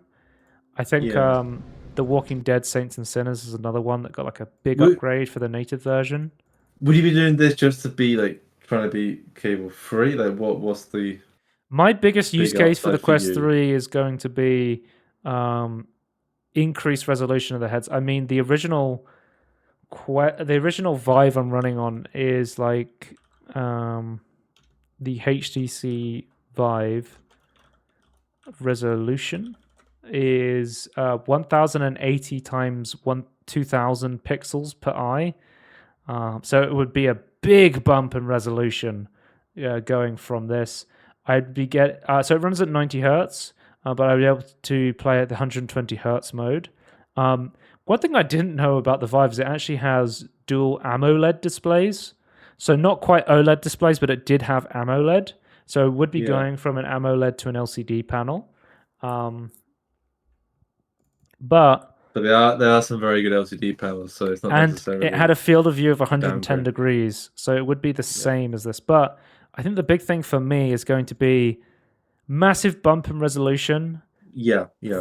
Thinner, lighter headset, and the cable-free experience. I mean, my general use case is going to be either linking to the PC to play games via the wireless or the link cable. That's going to be my general use case. I mean, and for that, I'm pretty much eyeing up the smaller Quest. So there's two models of the Quest. One costs like £470 and is the 128 gigabytes, and then the 512 gigabytes is like £630 or something like that. So let's have a look on the website for the prices. Yeah, so £480 for the 128, and then how much is the 512 gigabyte? Because the only reason to get the one with more memory on it is if you're planning to use it as like a standalone headset only sort of thing, or mostly. Yeah. But I think for me personally, £620 for the 512. So for an extra, like 400-ish gigabytes of storage on the actual headset, you are paying £140 for it, which seems very expensive. in my opinion. So I think like the play for most people is just to get the 128 gigabyte version. They have given some incentives to buy the bigger version. I believe if you buy the 512 gigabyte version, you get access to their subscription service, MetaQuest Plus VR subservice, where you get 2 free games every month in VR on the Quest. And I looked at that and I went, if I get 6 months of value from that, and I'm paying, it kind of offsets the cost of getting the bigger headset. I was like, maybe potentially. But then I looked into MetaQuest Plus VR subscription service, and you only have the games when you are subscribed to the service. So if I sub for 6 months and stop subscribing, I would no longer be able to play those VR games, meaning I didn't actually own them, which I think is like, and to put it into perspective, this is not a Games Pass where you're getting like a huge library of games to play from. You're getting 2 free games every month, and you have to claim them that month. You can't go back and claim previous games. So it's like, it's in that like weird mix of both. That's worse. It's in that Stadia zone where it's like it doesn't really make sense. The MetaQuest Plus subscription service. I think if it was like Humble Choice, I would be much more willing to consider getting the 512 version, because I think 6 months of VR, get 2 VR games a month so 12 VR games over 6 months is for an extra 140 quid. It depends how expensive the VR games are, right? Do you know that up front? No, I think they get announced every month. Yeah. So let's say on average a VR game costs like £20 maybe, so £40 a month of value. And this makes no attempt to like say how the quality. Times 6. I'm going to open a calculator. I know it's a very easy thing, but it's about potentially £240 worth of value from spending £140 potentially, if you actually owned the games, I feel like. But I think currently it makes no sense. If you buy the base model of the Quest 2 before 2024, I believe it is, you get a copy of the upcoming Asgard's Wrath 2, which is Asgard's Wrath is one of the biggest Quest exclusive titles. It's like a cool like RPG sword fighting kind of game where you play from a god's perspective and you come down and you take over heroes and fight people. It looks pretty good, but it's not out yet. So you're basically getting like a pre-order of that game from purchasing at MetaQuest right now. Which I think is all right. But yeah, I think the biggest thing for the Quest is because you're getting that big bump in the chip design, you are getting a much better standalone experience for those games getting bumped up. Because I think a lot of games running natively on the Quest looked pretty bad on the Qualcomm XR1 chip, and seeing that big, I think it is a noticeable bump to the Quest 2's XR2 chip. So yeah. So unless you're like a small game or a artistically low. What do you think of the price? Like 470 for the 128 gigabyte version. I think the price is good. Because when you start factoring stuff in like a elite strap, a link cable, potentially new controllers, you're starting to get to like that $1,000 pound mark plus. Yeah, I don't think it's good enough to like to the full upgrade to something more expensive in my eye, but then again, the other expensive stuff is potentially missing. I don't know. To me, the one big thing this whole setup is like missing is the foveated rendering, like the eye tracking stuff. Is like I think to me that's a big miss.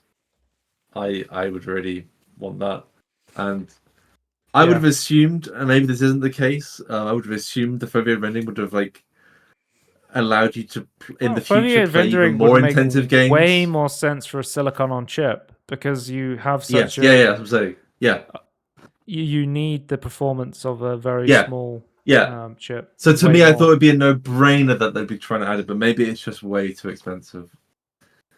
Quest 4, Quest 3, Quest but again, Pro 2.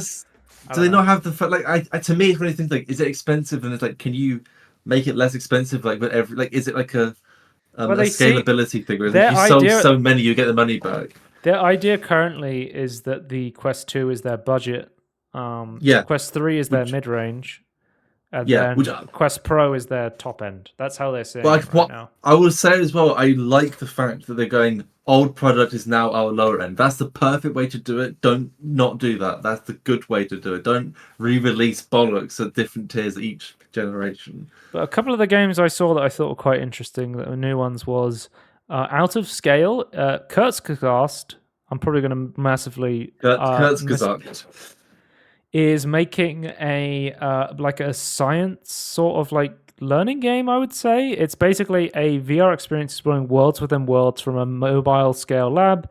You'll travel to 5 levels of scale: molecular, bacterial, insect, human, and mountain. So one of the things I always say Okay. about VR is it's really a lot easier to see scale in VR. It makes it Yeah. a lot easier to understand. Like one of my favorite, when I was playing in the Oculus Dev Kit 2 years ago, like in 2014 or whatever, one of my favorite demos on that was basically it would show you every planet to scale. And it was just like, oh my God, I understand how fucking Yeah. big the sun is now.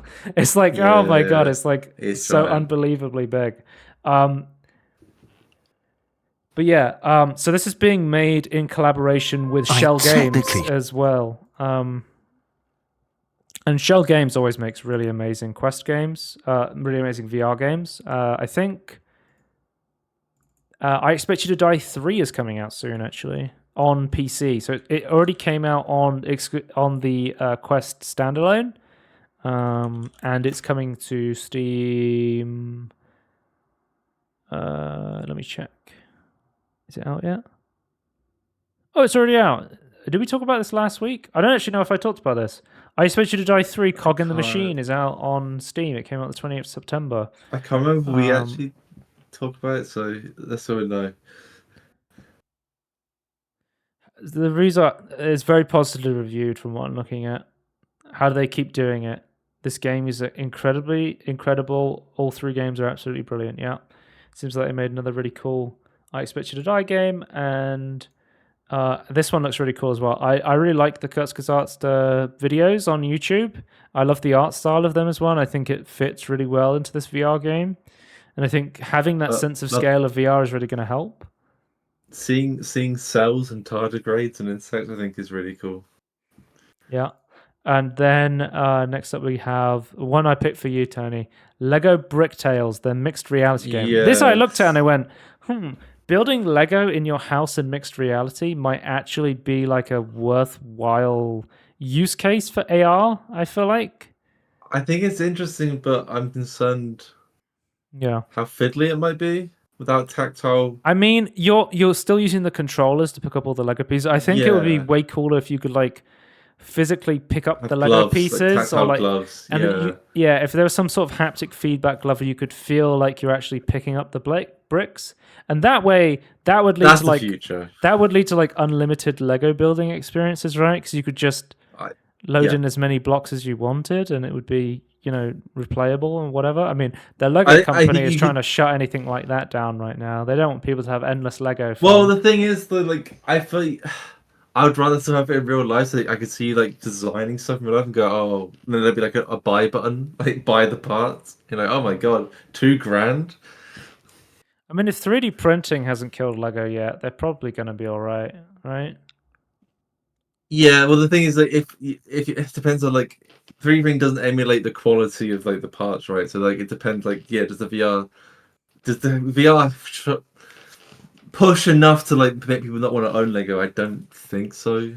Like, you still just display Lego in your home.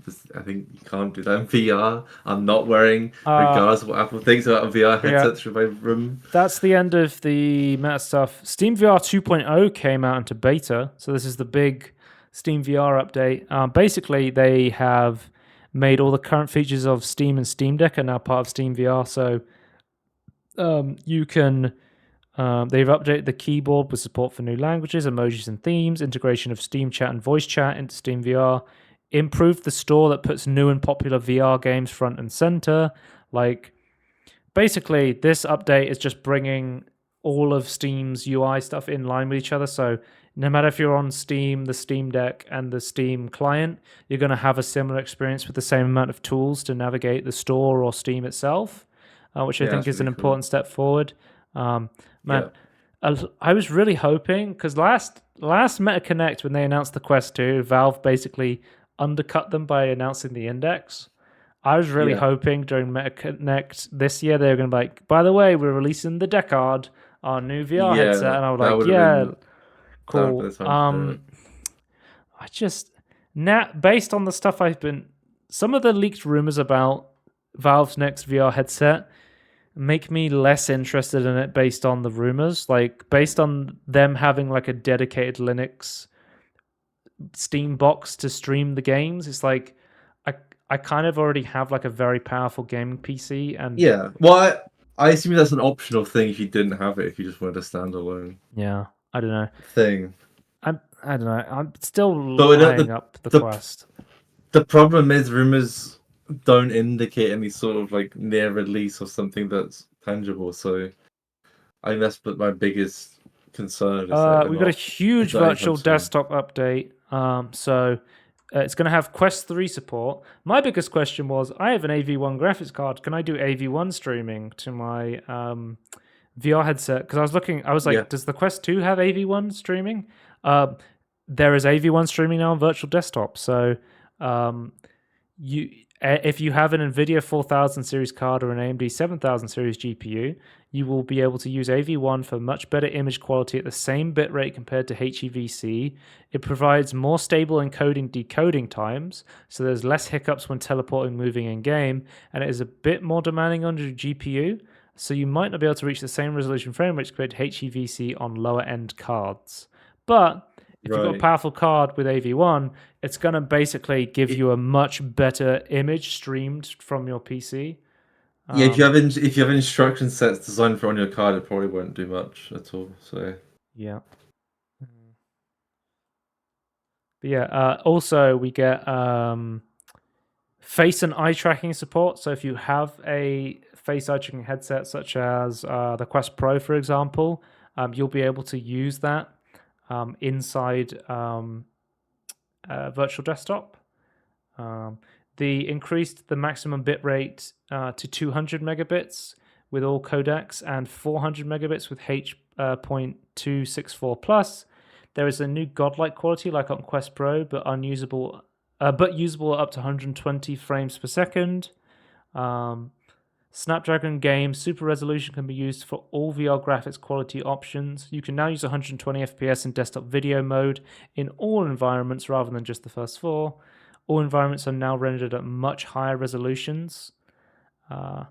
Screen transparency toggle, VR pass-through options, face eye tracking pass-through environment on Pico, new virtual assistant, new languages. It seems like there's this huge banger update for the virtual desktop, as well as the Quest 3 coming out. It seems like a really good time to get into like the Quest 3 and virtual desktop streaming from your PC. Seems like it's a really good experience. Looking forward to that. But apparently VR still makes 40 to 70% of players want to throw up, and that's a huge problem for the companies behind it. I mean, especially with like the Meta Quest 3 just coming out and the Apple Vision Pro, we are going to have to try and fix the motion sickness problem for a lot of people. I mean, you can develop VR legs, like sea legs. yeah, I get the question: why do we have it, or is there solutions you could implement that the masses, or like is it more? Is it like do we treat like an accessibility thing where it's like you turn on specific options? I was reading the Reddit comments first, and one Reddit user, Geo Electric, was pointing out at one point, he said, at one point I interviewed with a VR content company. They claimed that using a virtual nose in the viewport helped. So I don't know if you know this, but if you close one of your eyes, you always have your nose in your vision, but your brain filters it out. And apparently having this this point of reference, like your nose constantly in your vision, actually massively helps with motion sickness. And do you always see it in game, or do you still get rid of it? Like that's my question.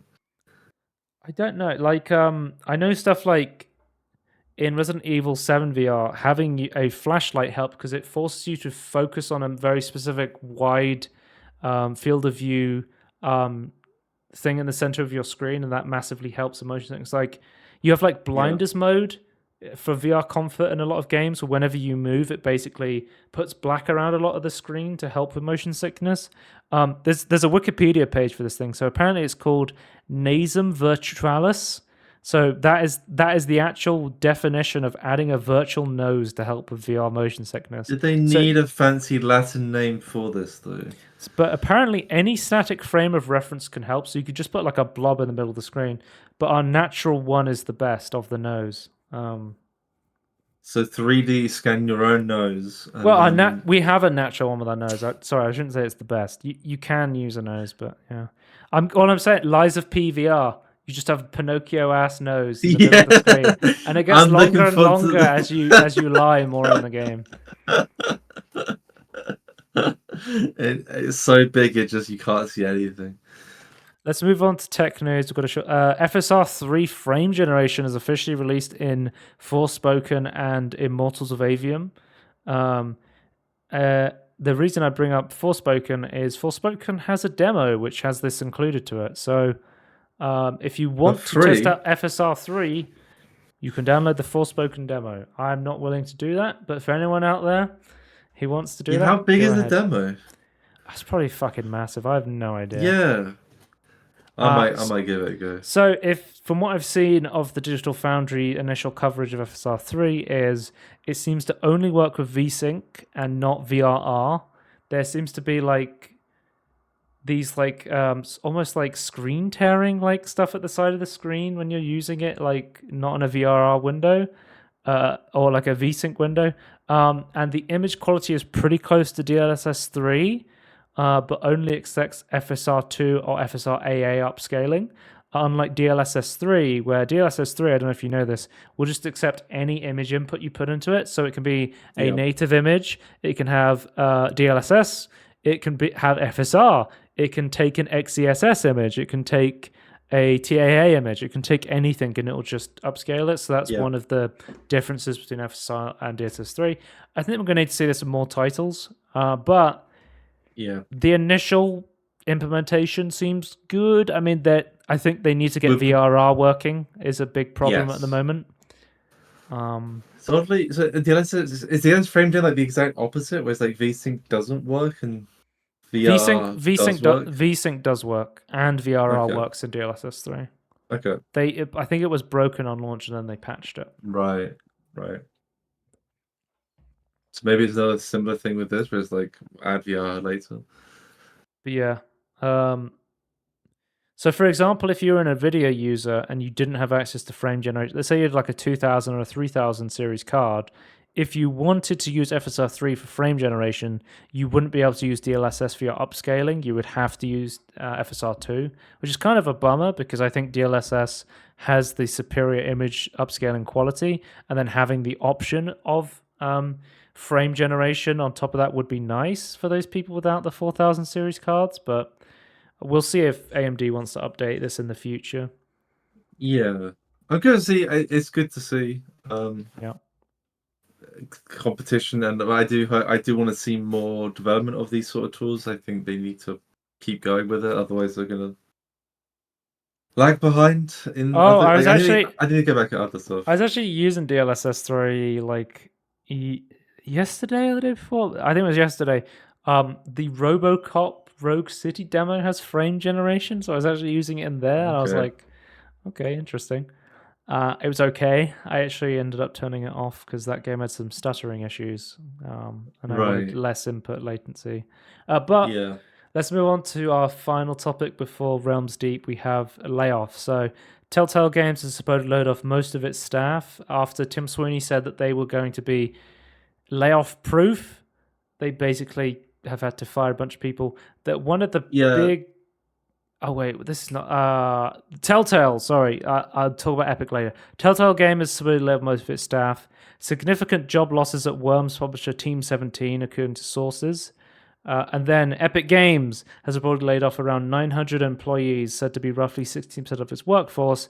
And The report says that Fall Guys developer Mediatonic decimated by these Epic layoffs. So a lot of Mediatonic has been cut off, which is surprising, Well, given that it wasn't that long ago that Epic acquired Mediatonic for yeah. Fall Guys and their team. So When they say decimated, they mean the original meaning, or the more extreme I modern don't know. interpretation?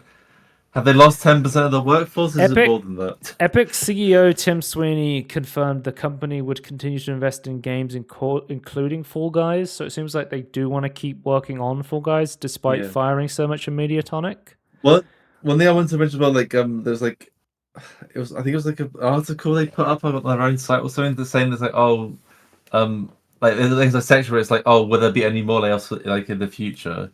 And it's like, oh no, with these layoffs we now we're back to being financially sound again. However, unfortunately, apparently they forgot to lay off some people, so some other people got laid off later. And I think that's quite upsetting. If you thought, oh no, there's a load of layoffs. Oh, but I kept my job. Oh no, actually, you're being fired as well. I guess the only upside is that they have like 6 months pay or a severance package. I suppose I think it's full pay, but they have time to switch jobs, I suppose. Oh, So it's kind another of sucks. another thing.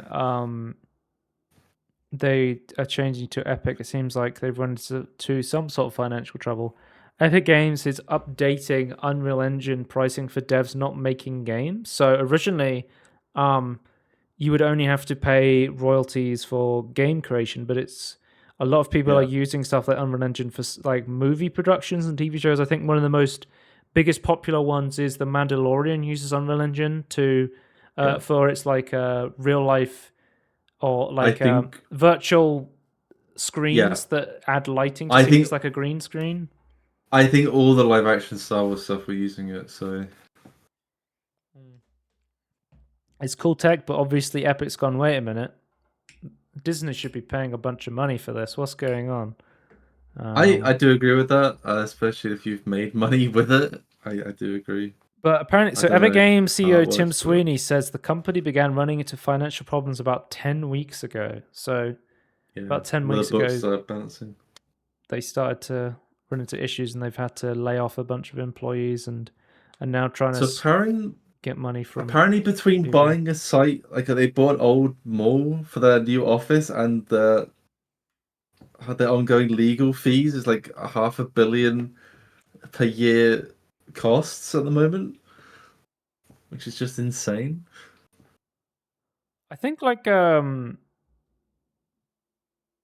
they a lot of like they said they were diversifying Bandcamp. Do you remember they invested in Bandcamp Yeah, for oh some reason? I'm yeah, like, yeah. this They're divesting acquisition makes now, no sense, and it was just like, and it didn't.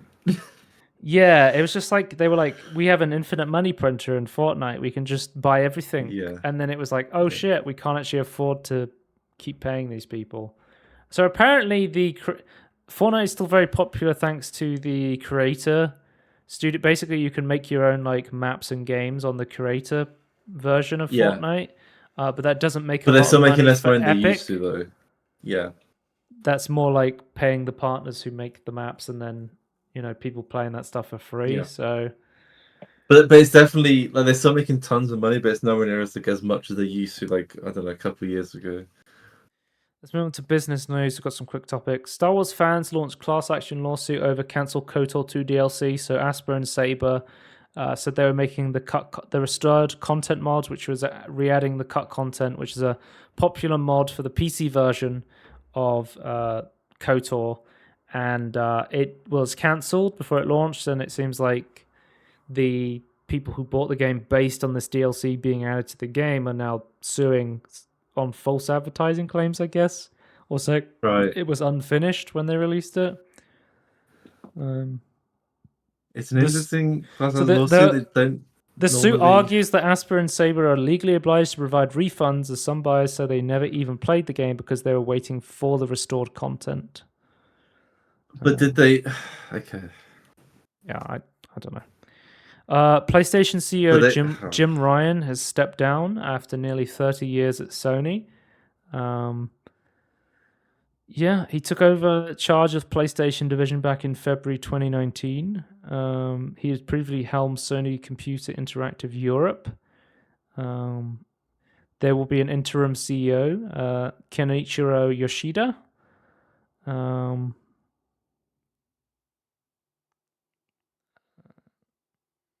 Do we know sorry. The anything? Sony CEO Kenichiro Yoshida for placing trust in me, and Chief Operating Officer and Chief Financial Officer Horikio Totokiya will assume the role of Sony Interactive Entertainment Chairman in October this year to support Ryan's transition.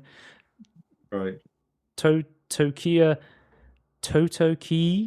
will then become interim CEO of Sony Interactive Entertainment alongside his current role at Sony as of the 1st of April next year until they find a successor. So I find it interesting that the head of PlayStation for the longest time was not a Japanese person. So because it felt like for the longest time, Is this just of Europe, or is this of like the whole PlayStation side of it? he was the CEO of Sony. No, he was the CEO of PlayStation. Yeah. He went from being the CEO of PlayStation Europe, I believe it was. Let's have a look. He previously helmed Sony Computer Interactive Europe, but then went to helm the whole of PlayStation, basically. Right. I think we saw this huge shift where Sony was an incredibly Japanese company, and it then very much shifted more to be like a Western company, I would say, in a lot of respects. Yeah, for sure. We even saw reports Oh, of about American at the very least. people being like told not to speak in Japanese and speak in English and stuff like that. We saw like rumors of that. I believe don't like that, but I believe I believe he lives in Europe, but he was basically having to constantly travel between Europe, America, and Japan. And he was saying this put like a massive strain on him. So he's retiring now. I mean, some people were not happy about Jim Ryan's because he basically took over as soon as like just before COVID hit. I think Sony's had like a very positive, like the idea of him porting games to PC has been very positive. If that was one of his initiatives, at least he was at the helm when that happened. Some people have pointed out his comments about why would anyone want to play like PlayStation 1 or PlayStation 2 games. I think he said something like that before. And that's dumb. He said PlayStation was the first console in the Middle East, which is not true. But yeah, I think ultimately he made some good decisions under PlayStation, some questionable ones. I mean, ultimately, I don't have a lot to say about this. I've never spoken to Jim Ryan, so I have no idea what the company's going to be like going forward. At the very least, it was there for a while, so it was at least stable. Workers at CG Projekt Red are forming a union, so it seems like they are unionizing under, I think it's a Polish organization, OZZ. I'm not even going to try and pronounce that. I'm going to call it IP, based on the initials. But yeah, they've said their work at CG Projekt Red is super good now, thanks to them not being crunched, but they want to make the workers of all professions in Polish game dev basically have fair, diverse, and healthy environments. The idea is not to unionize for themselves, but to unionize for all of the Polish game devs, which I think is a really good idea. I would say as well, even if it was just like limited to it, like oh, why would if there's now like a positive term that the company's given, like why do you want to unionize? It's like it kind of gives you a voice, so like it doesn't then get worse again without you having an input. So like it just gives you democratic power in like a company basically. There are issues with it, but there's issues with all communications in society. So I don't consider those core issues with unions. People get very antsy with unions if they're depending what side of the political spectrum you are, but I think they're good in premise. They can be executed poorly, like everything in life. This sounds good though. This sounds really good. Realms Deep, Proteus the Elder Veil DLC has been announced for Proteus. Proteus is like a boomer shooter, sort of like Doom, I would say. We have a spotlight on Proteus. If you want to check it out, we played the demo. I have the full game. I've not played it yet. It's on my Halloween list, so maybe I'll play it this Halloween. Maybe not. We'll see. But the DLC looks really cool. It's taken this like Doom tech-based style, and it's sort of going more like angelic, like Greek afterlife style. You get like this like weird spear. There's some really badass looking enemies and weapons, and this like chain that reminds me of like, I mean, the shotgun is like straight out of like, you know, the chain shotgun out of Doom Eternal, right? Almost. Like looks angelic fucking weapons awesome as well, which kind of looks cool. Looks really cool. Excited to play this. Next up we have Dusk HD trailer. So we had announced that they were making like HD versions of the Dust textures for the workshop update, and this is an official teaser trailer that in I think on Halloween we're going to be getting a full trailer on Halloween. But the announcement was that on December of this year will be the official release of Dusk HD, which I've been wanting to try Dusk for a while. It's on my list of New Blood games to play.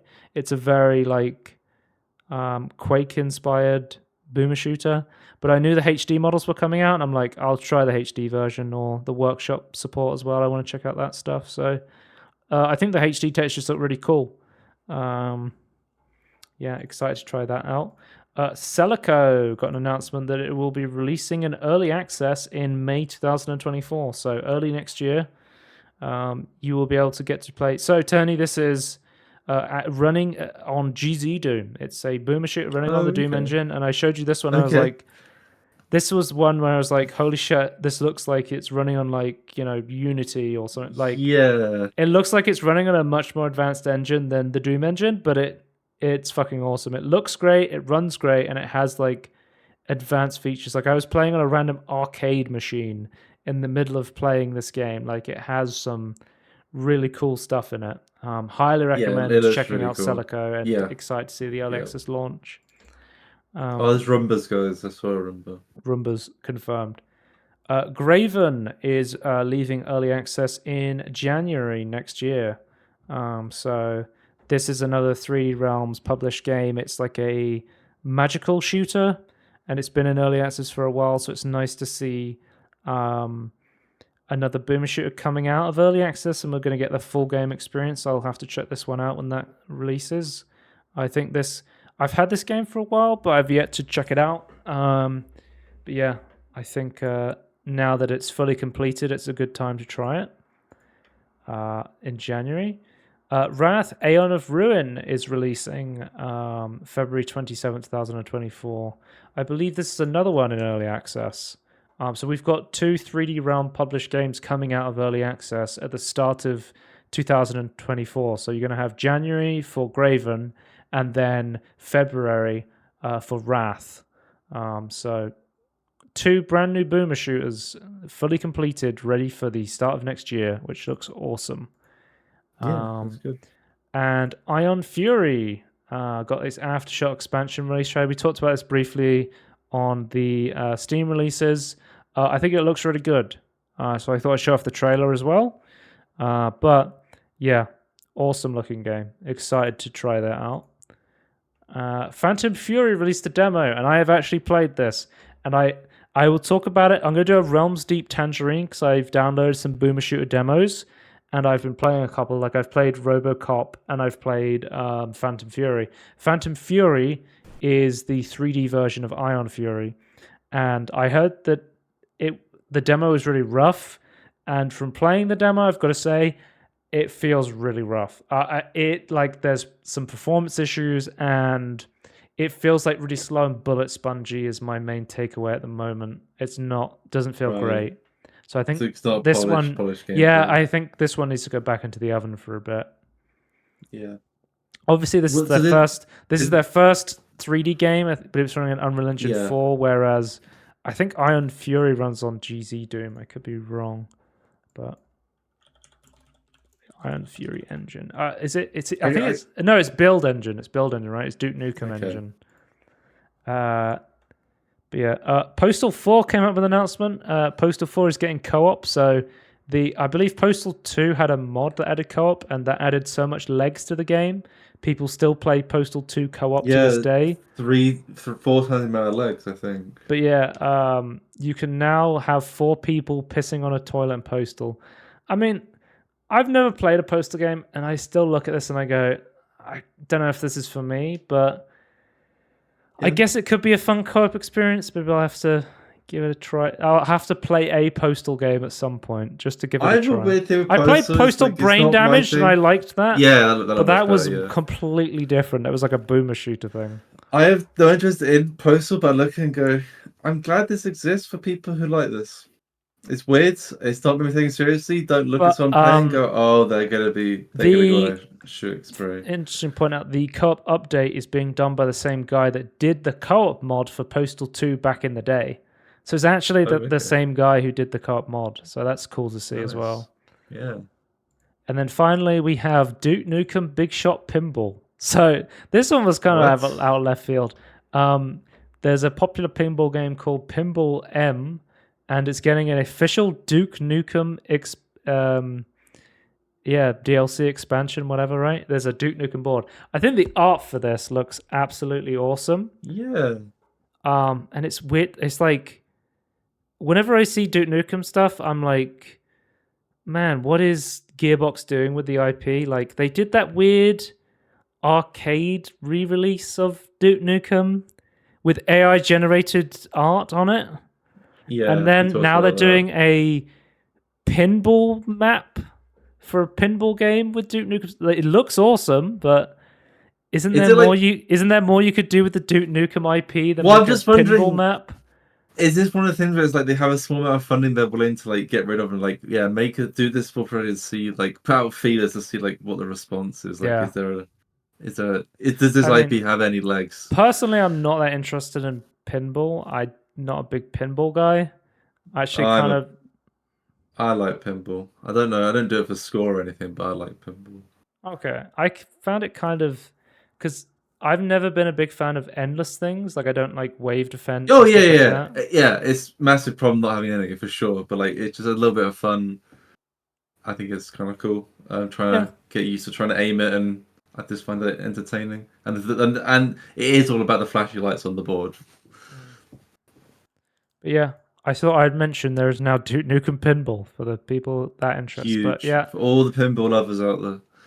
I was busy when Realms Deep was on, but I was like tuning in and out, and they announced like 500 different things, but these were the big ones. Right.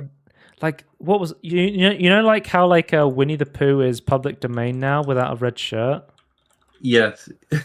One of the ones I saw was like they made like a weird horror game that was like Winnie the Pooh is now the subject of a bizarre indie horror game. Here it is. It's Winnie's Hole. Okay. Hang on, I'll show it to you. It's like a strategy dungeon crawl where you basically are like you're a virus inside Winnie the Pooh, and then you have to go around like growing the virus and fighting different. It's a really fucking strange looking game.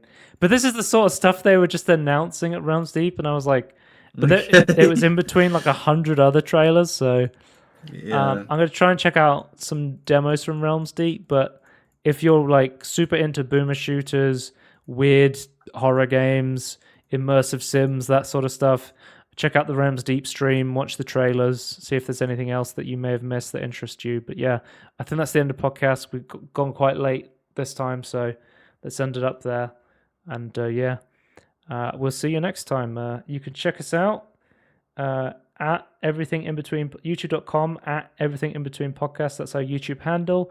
Twitch.tv/Scorn if you want to watch it live. At Scorn2000 if you want to follow me on Twitter. And shows.cast.com/everything-in-between-podcast if you want to get the audio only version. You can download it there, and it will have a link to the